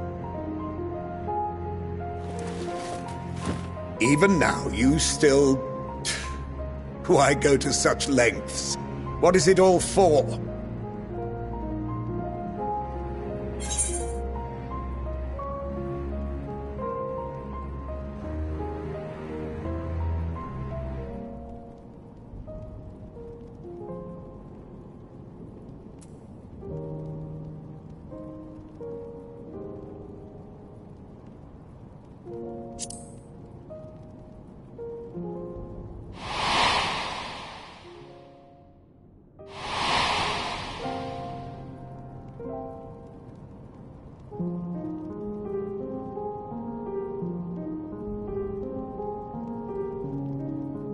You are a curious one. A far cry from the merciless barbarian.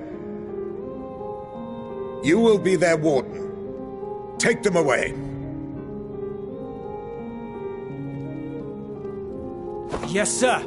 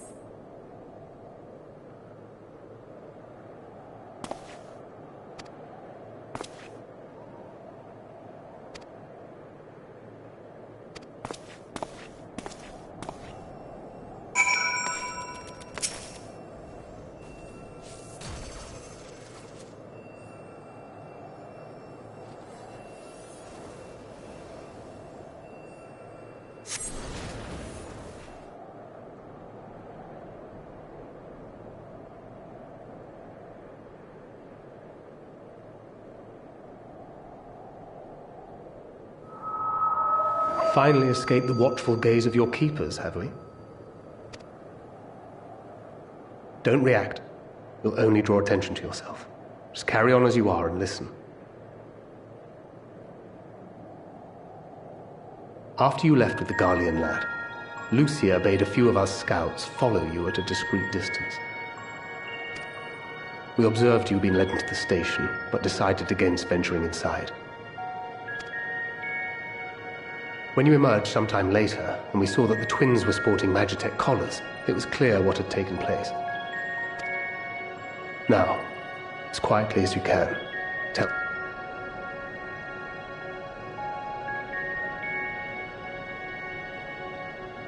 The Legatus himself, eh? Now there's a surprise. This is also the first I've heard of a plan to join forces with the 10th and storm the Tower of Babel.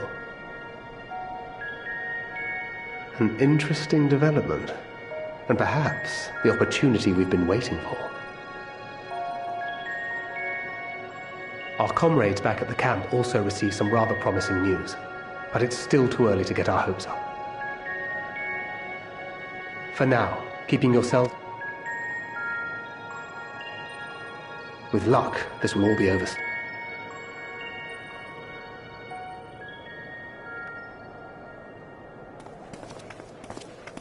They had not gone far.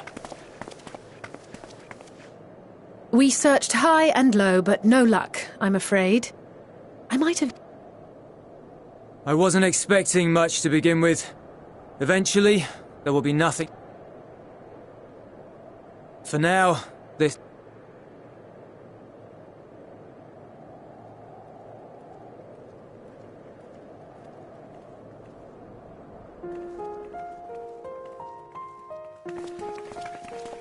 Ah, there you are.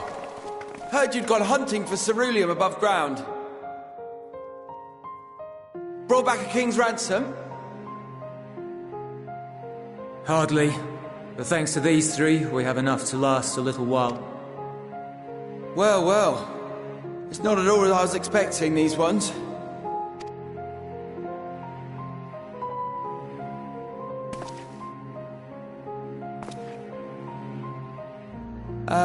It's a poor attempt at humour. In all honesty. I trust your expedition was fruitful. Lord Quintus!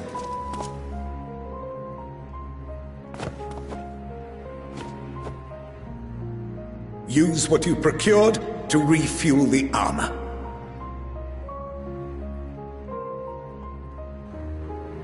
But, sir, what about the heaters for the camp?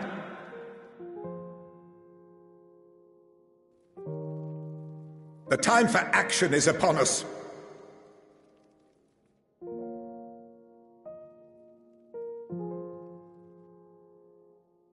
My men and I have matters to discuss. In the meantime, you are to wait here.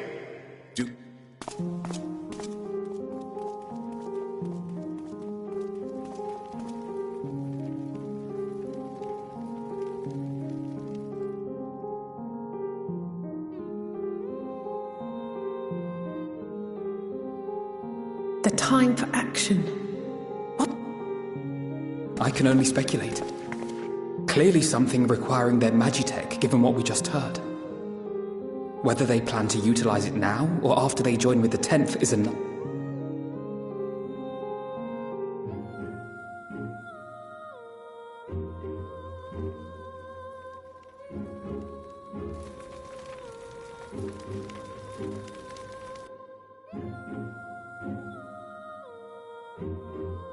Will they ever escape this cold?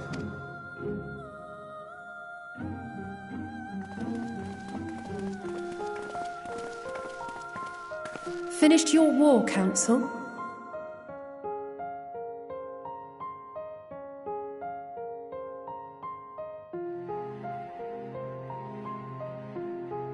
Alphino and Alizé until our terms are met, they will be detained at a separate location.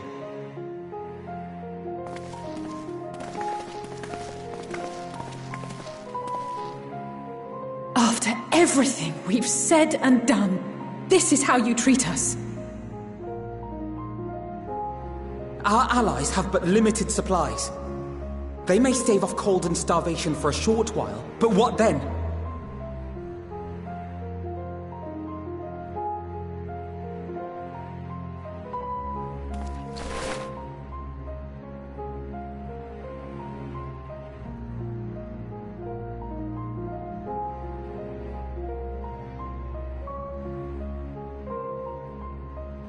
For now, keeping yourselves out of harm's way comes before all else. Whatever demands the Garleans make, indulge them.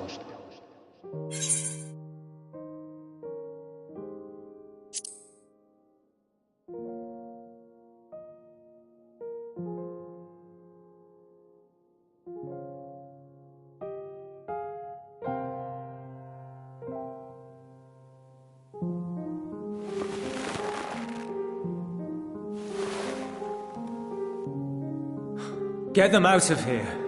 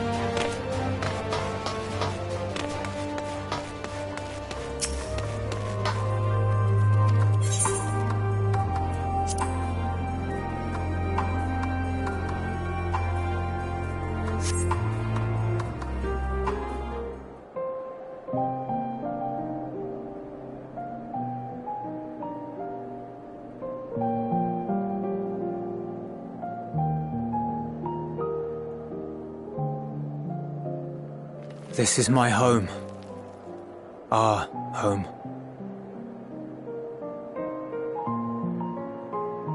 At least it was, until that night. I was with Lord Quintus when the capital fell, and thus spared. My family, who did not own a radio, were less fortunate. When dawn came, I made my way here. But they weren't themselves, and they...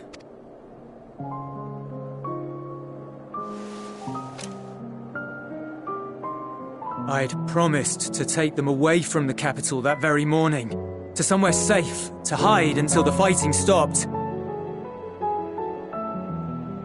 I promised.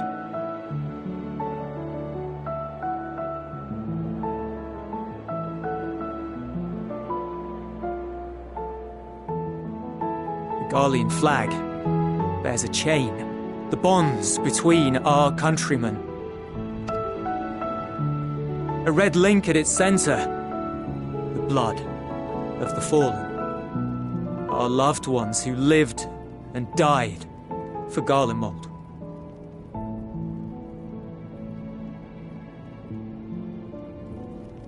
But if she too fell, who would be left to remember them and their sacrifice?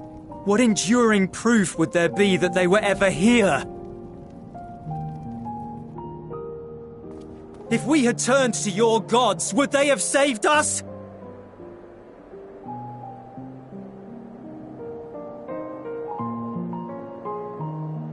I'm sorry, forget I spoke. We should go.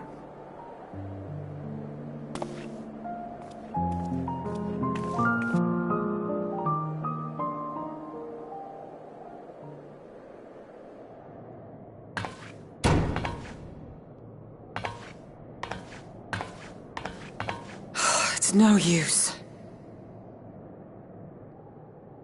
Believe me, I do not enjoy being here any more than you. But she wanted us to play along, so that is what we will do.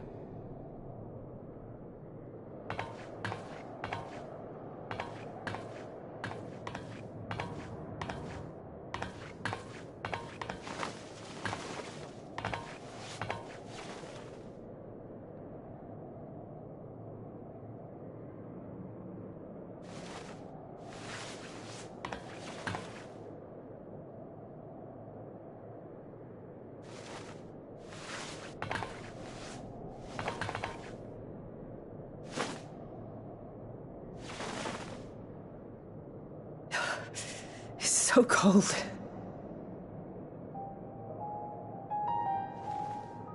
Painfully so. Unbearably.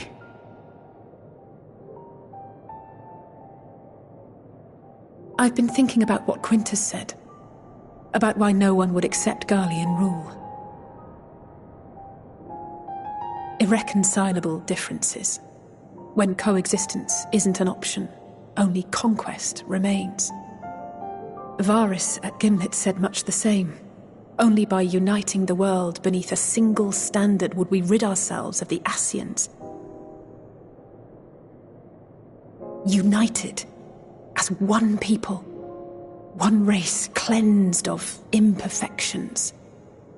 A cold and unforgiving vision. And when we fail to live up to their standards, what place is there for us in their world? But the truly sad, truly frustrating thing is how damnably similar it all is to the lofty ideals of Father and the Forum. Non-intervention. Always non-intervention. Protect our knowledge and our people, and to hells with the rest of you. And yet, I can see how it happened. Varys and Father looked to their elders for guidance and took their virtues as their own. But for this world was of their making. In who else could they place their trust? All of us lost in a sea of chaos, searching desperately for purpose and meaning. But it shouldn't just be an extension of another's. It has to be ours. It has to be. We all have a stake in this world. No one should be silenced. I won't deny that we lack the experience of people such as Father or Quintus. Perhaps they've come to see the world as a series of problems, and the most efficient way of solving them, to reduce everything to fundamental forms. A stone is a stone, a cloud, a flower, no more than that. Simple descriptions that strip the subject of distinguishing characteristics.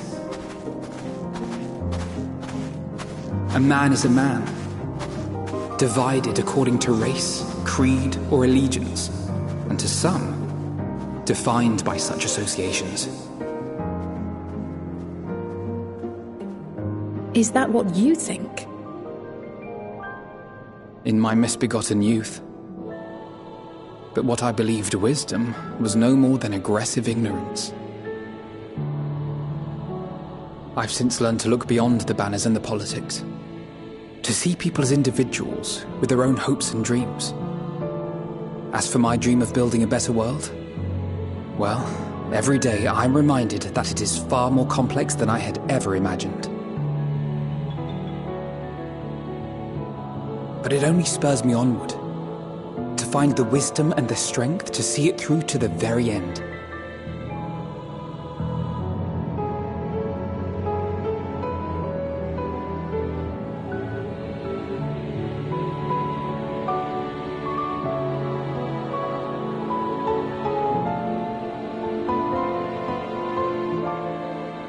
All of our supplies and an immediate withdrawal. These are your conditions? Demands. And you forgot about the airship. Once again, you will leave one behind. It will be used to return the prisoners. Their collars will be removed prior to the exchange.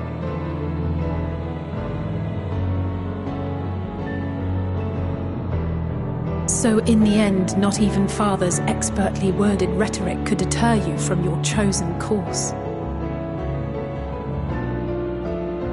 Huh? Not that I thought for a moment that it would.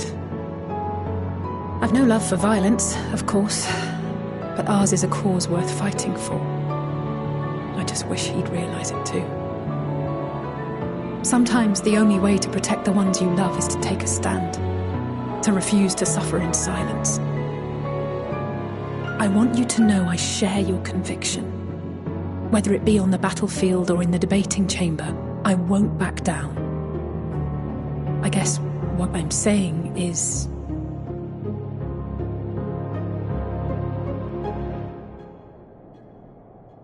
You've found your own reason to fight. Yes. Yes, I have. God's willing, there will come a day when we can finally lay down our arms, and there will be peace. But not until the Talophoroi have been defeated once and for all. And you, brother, will have a vital part to play. By your words and deeds, you'll lead the way. I pray I am up to the task. There'll always be naysayers. Those who think us fools for even trying. It's easy for learned elites to criticize earnest efforts and assert their moral superiority, all without offering alternatives. Not that their sophistry has ever wounded you. So stubborn and strong. Stronger than you even know. Don't ever change, you hear me? If you stumble, I'll be there to catch you. Or give you a thick ear. Maybe both, for good measure.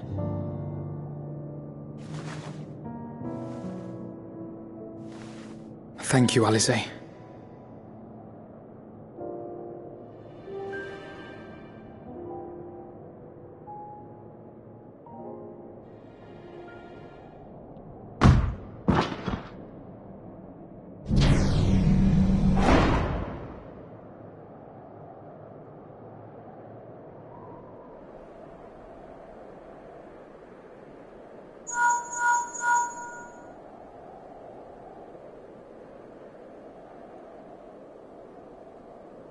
The scouts have secured Alizé and Alphino. Their collars were removed without complication as well. They report no casualties, not for their party nor the guards, who will wake from their premature slumber in due course.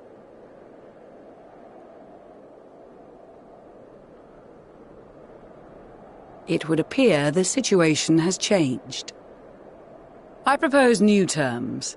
We have information that will be of great interest to Lord Quintus, and I wish to speak with him in person.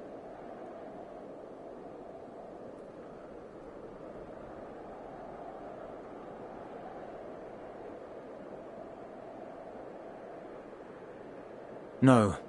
In the event you rejected our first proposal, we came prepared with a second.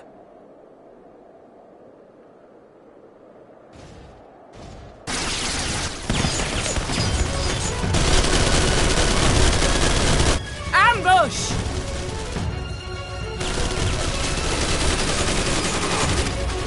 More are coming! Make ready! We, the loyal soldiers of the First Legion, proud servants of Garlemald, of the fallen Emperor Varys, shall safeguard these lands from the barbarian hordes until our countrymen return!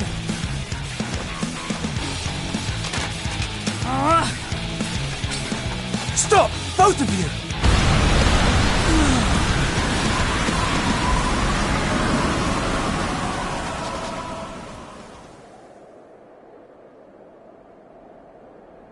This child may be the worst emissary I have ever seen.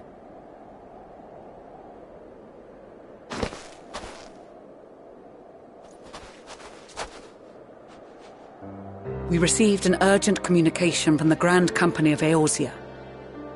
Envoys from the Imperial Army, led by members of the 10th Legion, came to Alamigo and requested an audience. They explained that their efforts to coordinate the reclamation of the capital with the aid of the 4th, 5th, 8th and 12th had ended in failure. Communication between most legions has broken down entirely.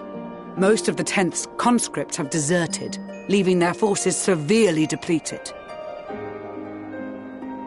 That is why, unable to continue the fight on their own, they and their allies turned to the Grand Company of Eorzea for aid.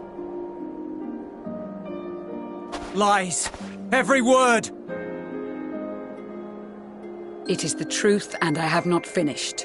The 10th has requested that we deliver a message to Lord Quintus. Have the ill stand down.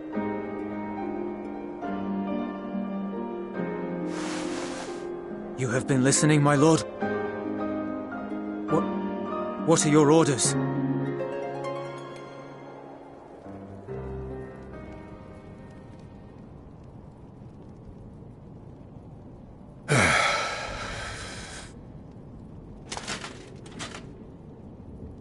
Inform her that we will honor the 10th's decision.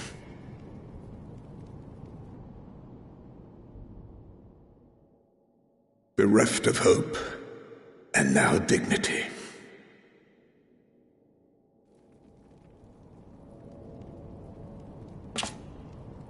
I release you from your duty. All of you.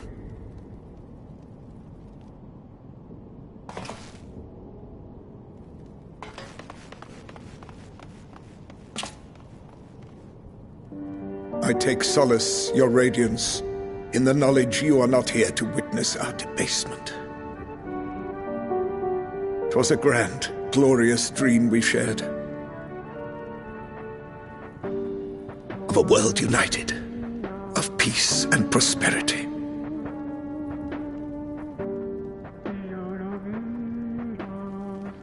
We are ghosts, you and I, memories of days gone by.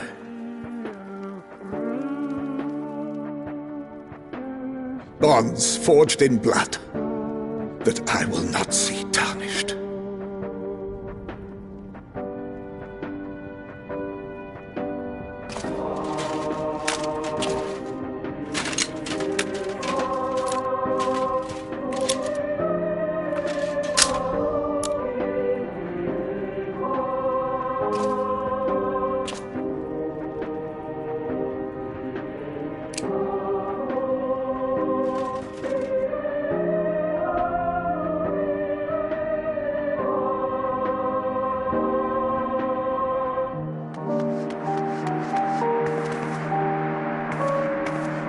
Quickly!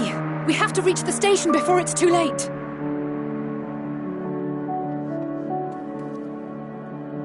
If there is still a chance that Quintus will agree to a truce, we must take it. I just hope we get there before he and his men do something rash.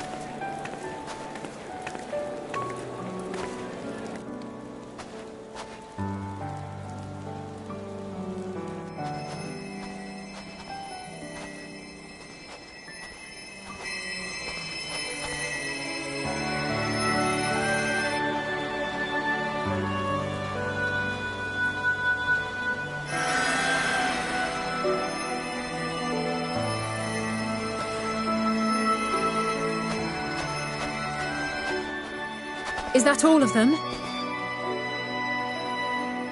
The last of those who agreed to join us, yes. We left heaters and provisions for those who wish to stay behind. They won't last forever, but hopefully they'll last long enough. For now, I think everyone's earned a rest. We'll see to those in need of medical attention, so take the others with you and get your...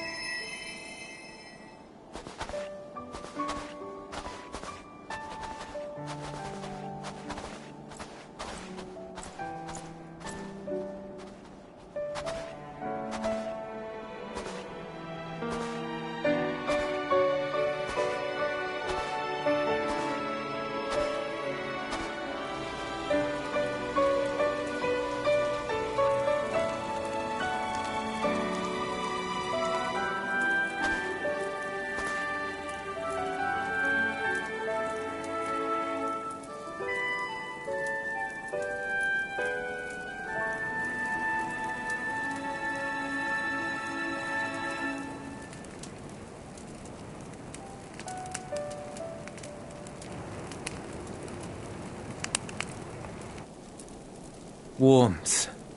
At last. Marvellous, isn't it? All thanks to the resourceful machinists of Ishgard, I might add. On their behalf, I bid you warm yourself to your heart's content. Hold on. Your people might have scribbled a few things on a piece of parchment, but it was our Minson Smiths that put the bloody things together. Well, be that as it may, we single-handedly got the interior heating up and running again, didn't we? The hells you did! We were there every step of the way. We? You barely raised a finger to help, you ale-sodden reprobate. I did a damn sight more than you, you lily-livered bilge rat. Take that back! Make me. I will not stoop to your level. Here.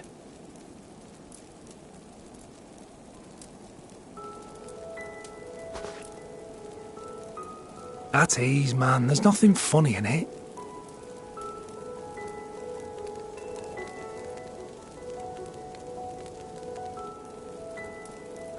I'm from Alamigo, but was a conscript until recently. Used to eat this with the officers. Apparently, it's adapted from a steppe recipe. This is my first time trying it, and I have to say, it's not half bad. It's a bit too flavourful for my liking. Perhaps compared to what you're used to.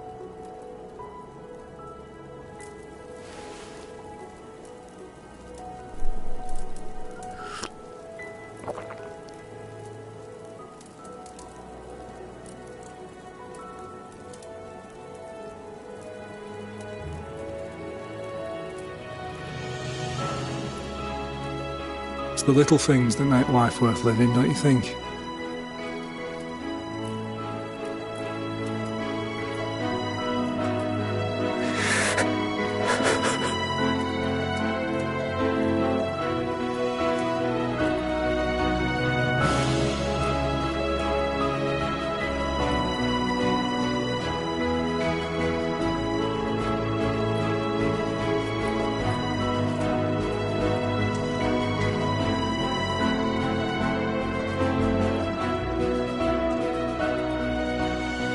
I know this is not a dream, and yet...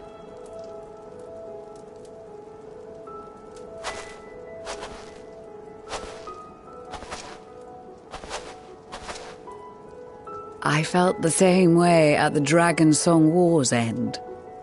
Every morning I would step outside and need to be reminded that it wasn't my imagination, that my world had been forever changed.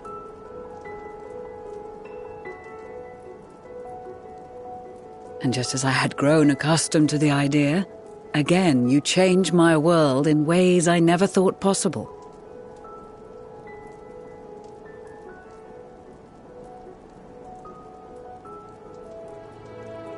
were it not for you and your fellow scions, the rift between man and dragon and myriad tribes might never have been bridged. The Grand Company of Eorzea, the Ilsabard contingent. We owe it all to you. We've shed many tears in recent days, of pain and sorrow, triumph and joy. I much prefer the latter.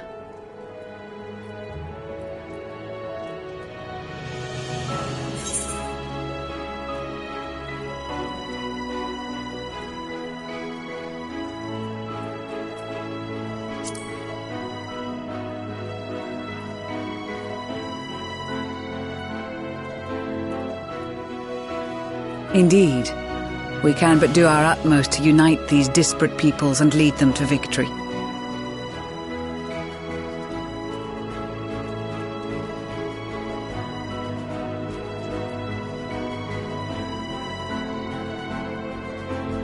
It is a remarkable achievement. Everything that I and the Populares had hoped for, and more. Would that it had come sooner.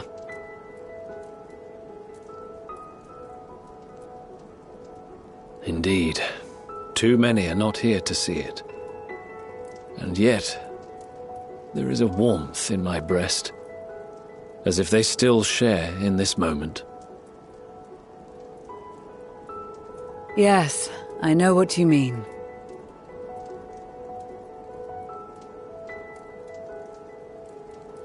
On a night like tonight, the wind and cold seem to pass me by.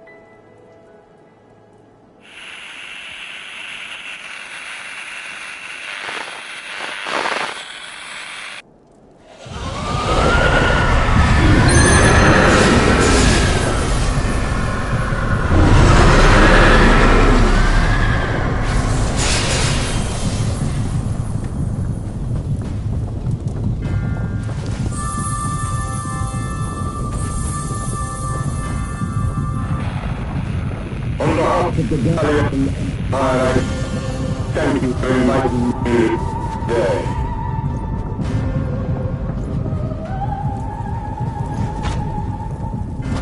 What?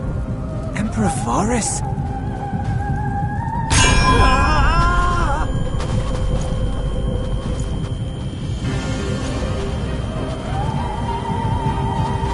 They are being tempered! The talismans! Quickly!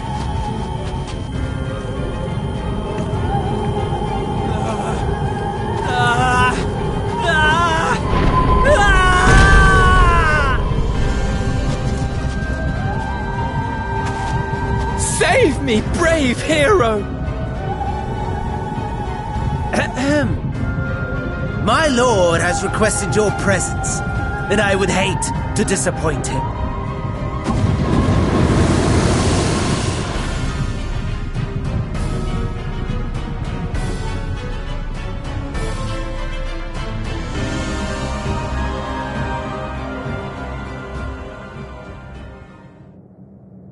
The experiment was a success, but I fear our time is short.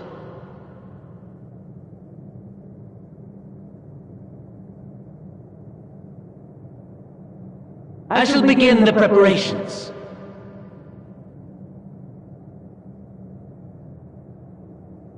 Now, it is time for you to awaken.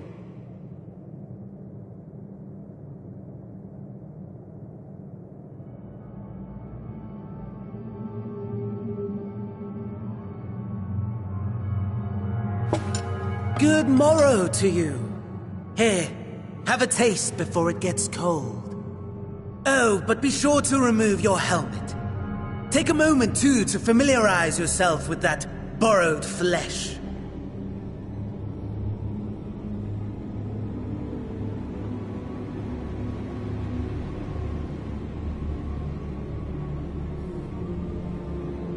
So, how does it feel? I, for one, find those first moments within a new body to be most refreshing. We had a Magitech engineer by the name of Owlus to thank for this method of soul extraction and implantation. I believe the two of you met briefly in Alamigo. His was a rather sticky end, wasn't it? Thankfully, he was thoughtful enough to leave behind his mind-jack technology. I took the liberty of making some improvements and selecting you as my esteemed test subject.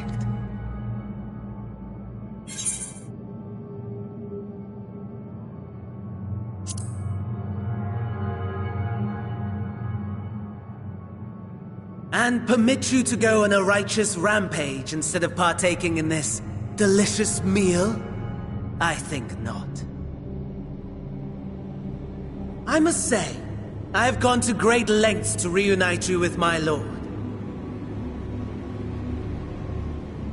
When I discovered that his friend was in this neck of the woods, I suggested inviting you over for dinner. He never deigned to respond, but I took his silence as a resounding yes.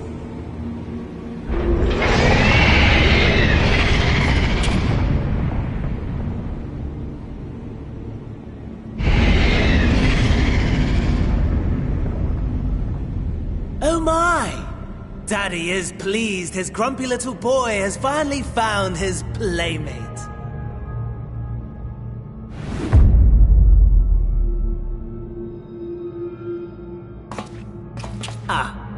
Exposition is in order. The Garlean Empire has long outlawed all forms of religion. No gods to worship, no risk of summoning. Brilliantly simple. But people being people must turn to something or someone in their hour of need. Who then? Why, His Radiance the Emperor, of course.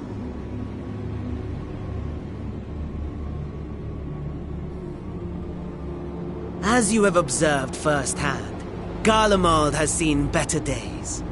The legendary Solosos Galvus, dead. Provinces near and far in open rebellion. Our bold new emperor assassinated. And that last one even sparked a civil war. What rotten luck. The people cried out for salvation. Their earnest pleas, one might even call them prayers, a supplication united for the Empire to reclaim her former glory. And so their will did manifest, channeled through the corpse of none other than Emperor Varus himself. And lo, the Savior was born, the embodiment of the Garlean spirit. Their anima.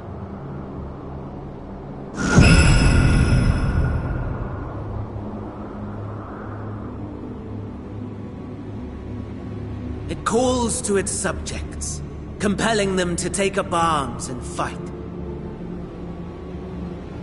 And just as the wealth and power gravitate towards the Empire's capital, so too does ether from every corner of the globe. The towers with which you and your allies have been so preoccupied were created as an extension of Anima itself. An ingenious design. Would you not agree, my lord?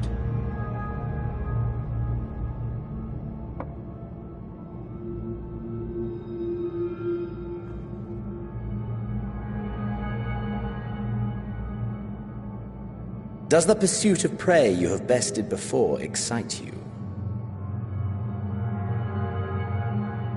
Of course not. Absent the challenge, the thrill, your prize is a hollow victory. Butchery.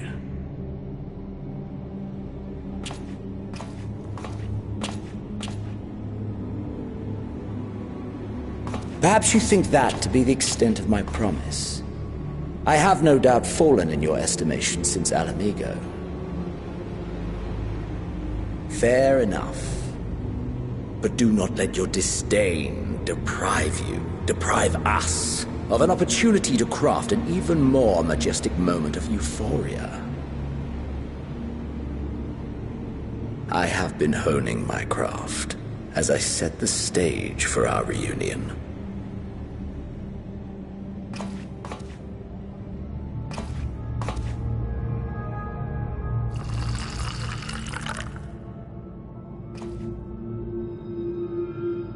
Wheresoever there is suffering and despair, you appear to fulfill your duty as defender of this star.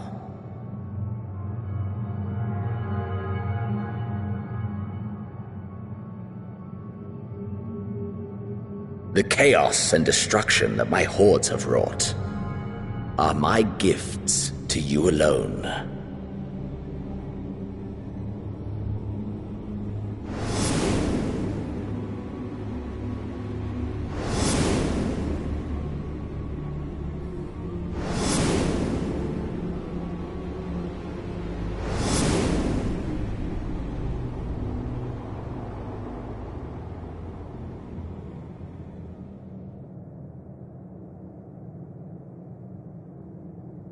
At a loss for words?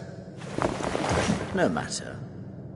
As you will learn, I have only just begun.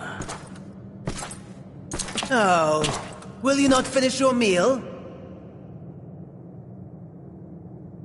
There is only one thing that can sate my hunger, and it would seem my friend has lost her appetite. I hoped this display of civility might prove an entertaining diversion, but clearly we are above such pretensions.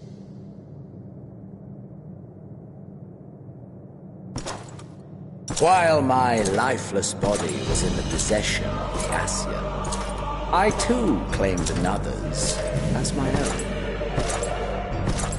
It was an enlightening experience to fight in an unfamiliar form. Flaws and failings in my technique were plain to see. Whence rises one's true strength? The flesh? The soul? Perhaps you should like to discover the answer for yourself.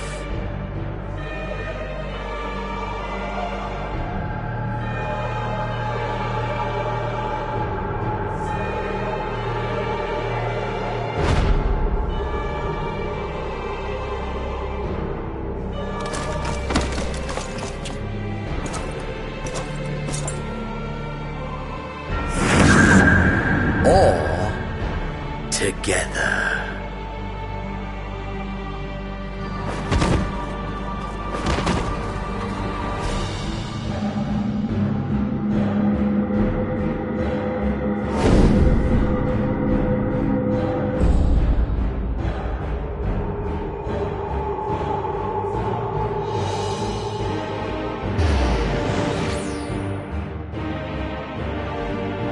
Oh dear!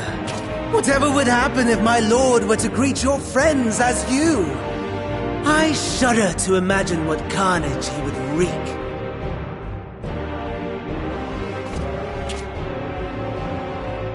We'd better hurry if we want to avert the bloodbath. You can thank me later for my generosity.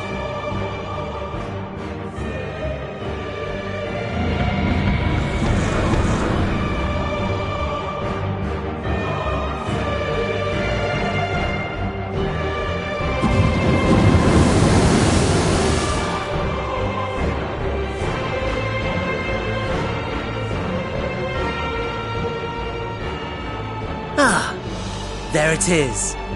Your camp, I believe.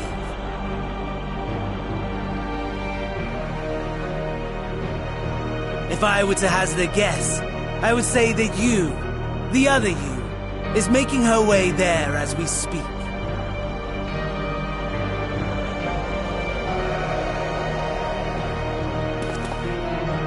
Alas, this you will have to walk from here. Or run, if you can manage it.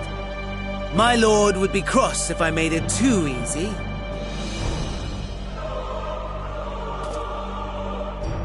Such ingratitude. I'd not squander this fighting chance. After all, you've obstacles enough to overcome. Right on cue.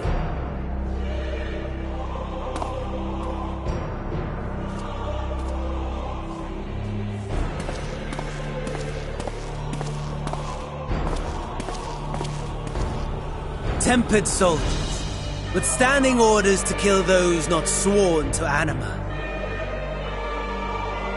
Under normal circumstances, you would make short work of them. But on this occasion, the odds are not so heavily stacked in your favor.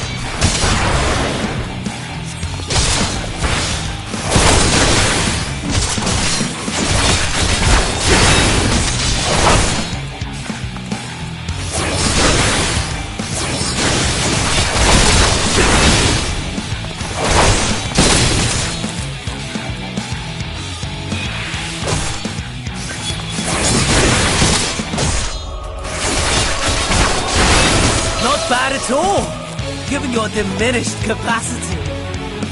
Nevertheless, 'twould perhaps be prudent to keep to the shadows, scurrying about like a rodent.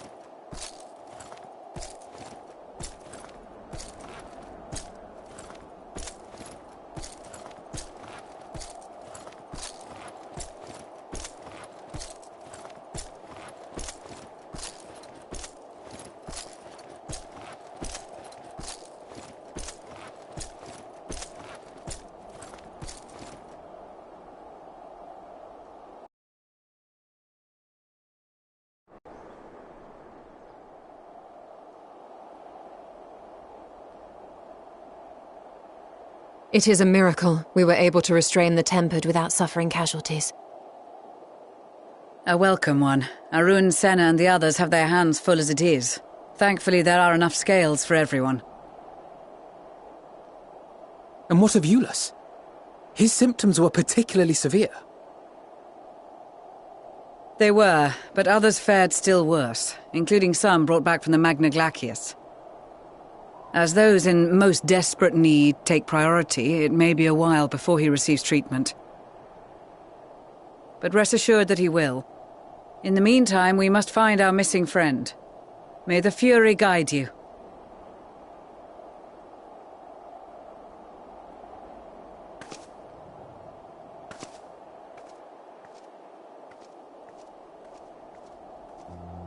Of all the bloody times for a disappearing act. Right when the first wave struck, we'd be fools to think it a coincidence. But where even to begin the search? No one saw her leave in the chaos, and we've no trail to follow. While I know full well she can handle herself, I worry all the same.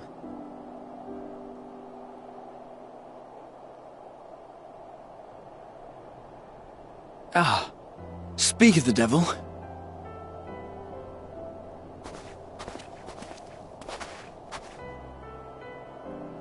Well, time to call off the search.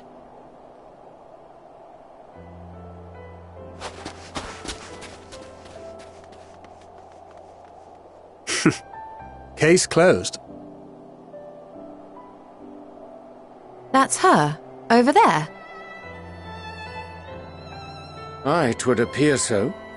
Thou art struggling to perceive her presence? I am. Perhaps, in the aftermath of the wave, there is some residual effect interfering with my faculties. But...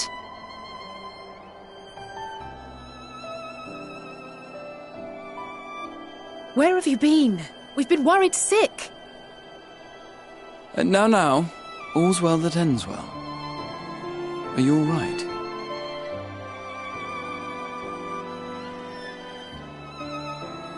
Are you all right?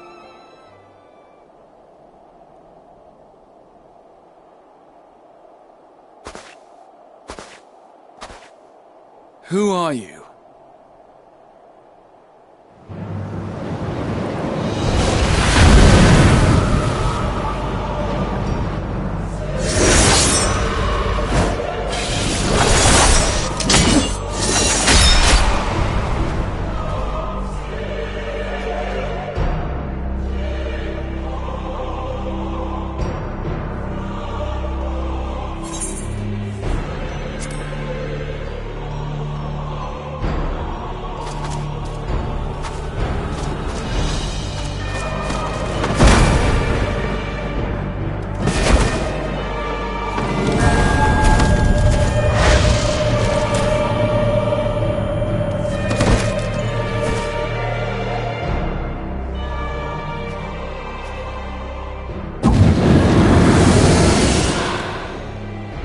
Sadly, that is all we have time for today. The effect has run its course, and back to your own bodies you must go.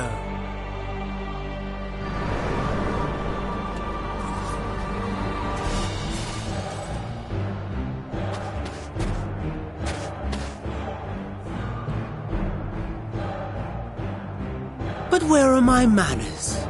You have all traveled so very far, and I have yet to pay my respects.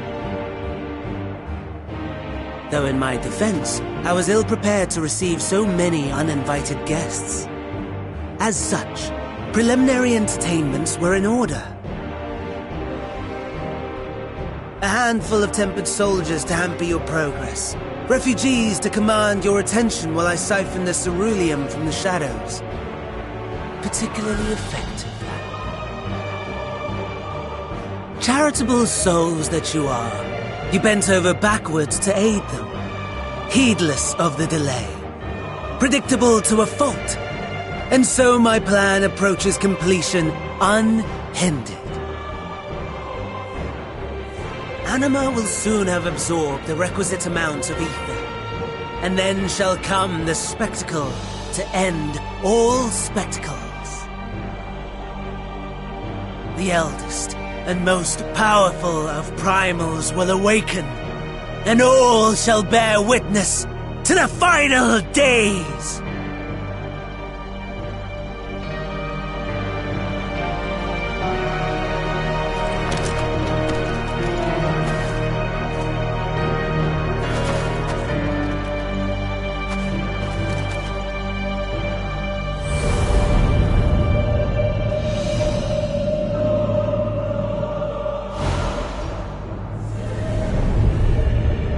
The gods themselves will be my meal. Your dear companions my dessert. Upon this world I'll feast, and death shall follow in my wake.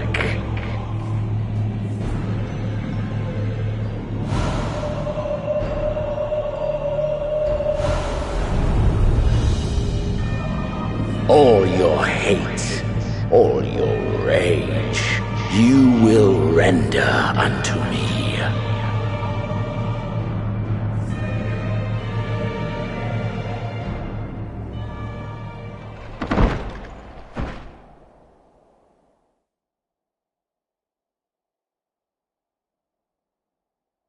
For upon thy life's reel wind too many threads of fate, power, weal enmeshed with woe.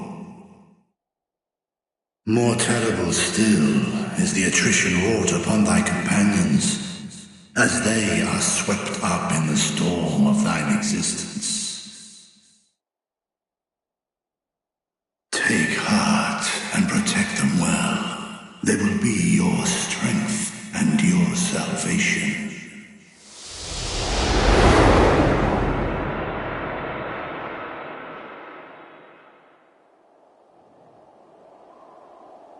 Thank goodness. She's awake.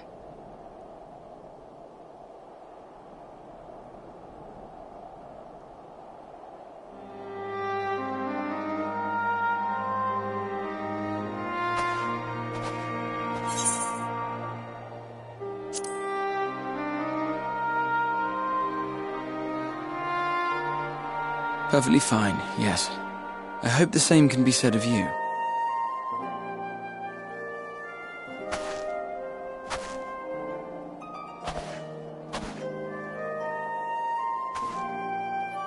Everything in working order?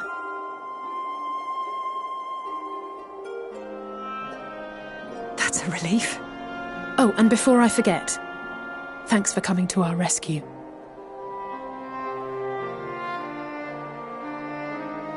Given recent events, I would be surprised if you weren't feeling a bit poorly. A hearty meal and a long rest would be my recommendation under normal circumstances, but these are anything but. If Van Daniel's boasts are to be believed, we must act quickly. Once you've blown away the cobwebs, we can discuss preparations for our assault on the Tower of Babel.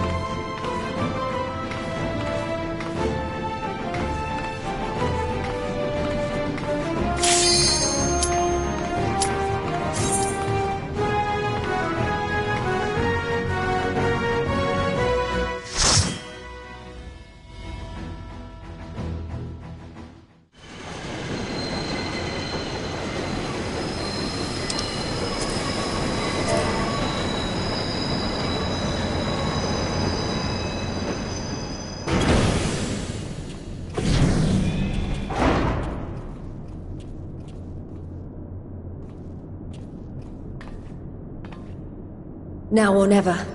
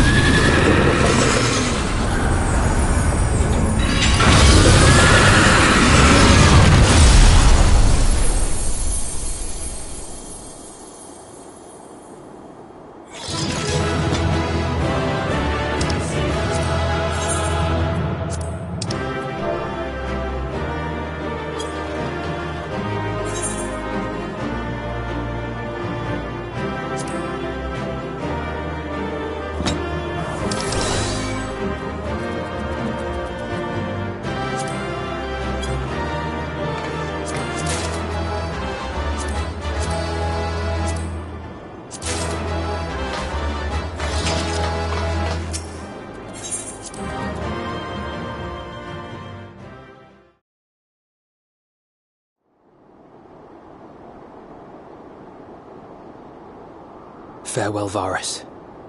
May the gods have mercy on your soul.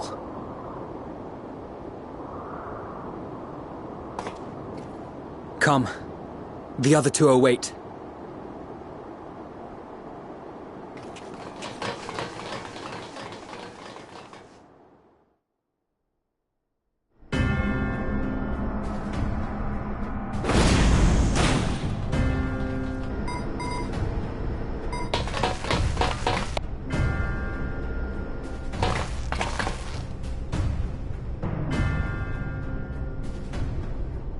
This madness ends here! Oh, hush. This is the best part. Enough!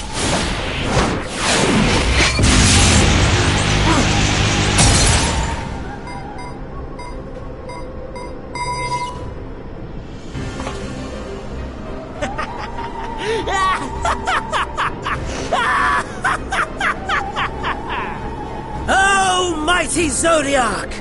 Awaken from your slumber and descend!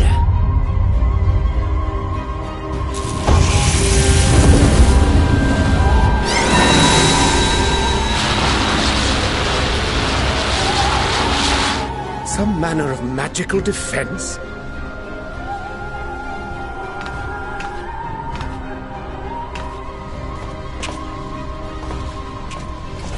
Cryle? But how?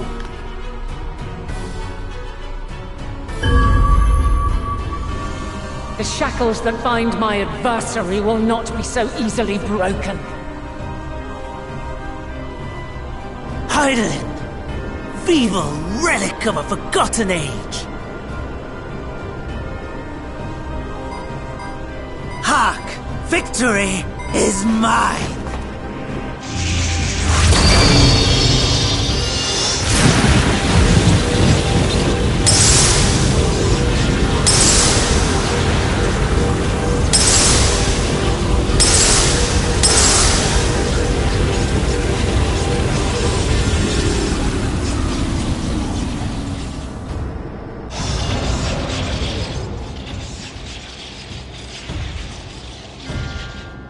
No more ether.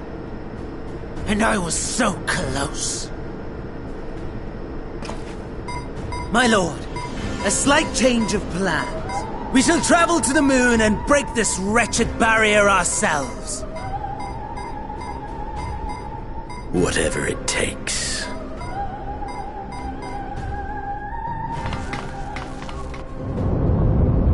What was that?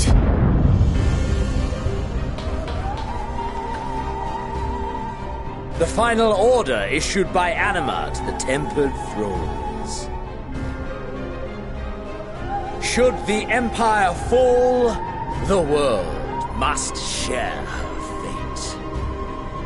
Of course, Father lacked the conviction to give such a command. The abomination born of his flesh was but a puppet, and I the puppeteer. You madman! You monster!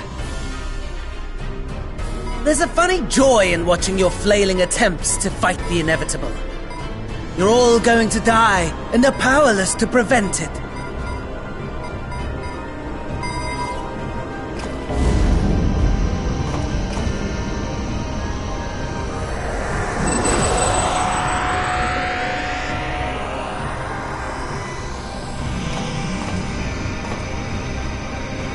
We really must be on our way. You're welcome to give chase, provided you are content to leave comrade and tempered alike to die screaming.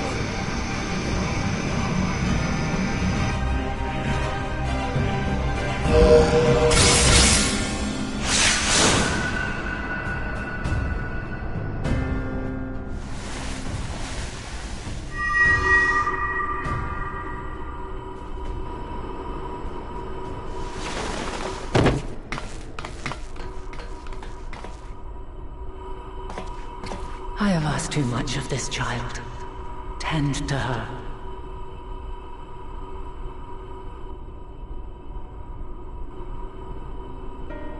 The last brand at Mare Lamentorum is yet unbroken. Zodiac remains bound.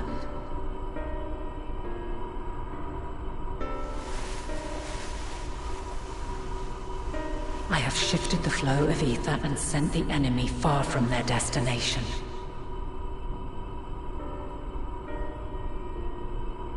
Now, I shall divert it once more. An ally awaits, and I will deliver you unto him. Seek his aid. Restore the seal. Zodiac must not be set free.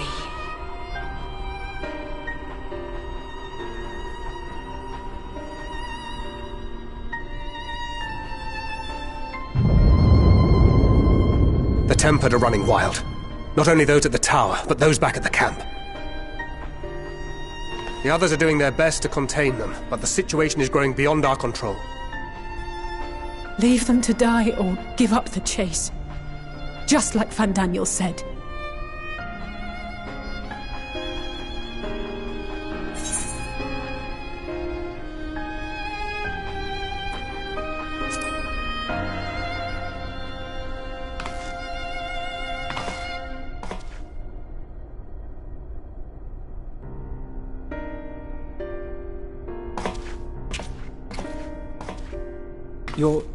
You're going alone?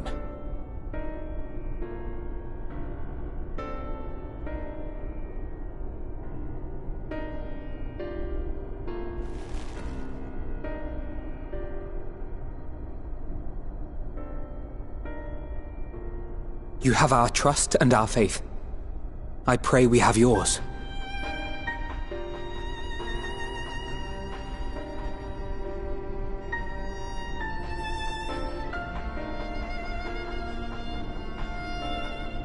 Our friends in the Tempered need our help. We will save as many as we can, I swear. Once we have matters well in hand, we'll join you on the moon. Until then, be careful. There's no telling what you'll find.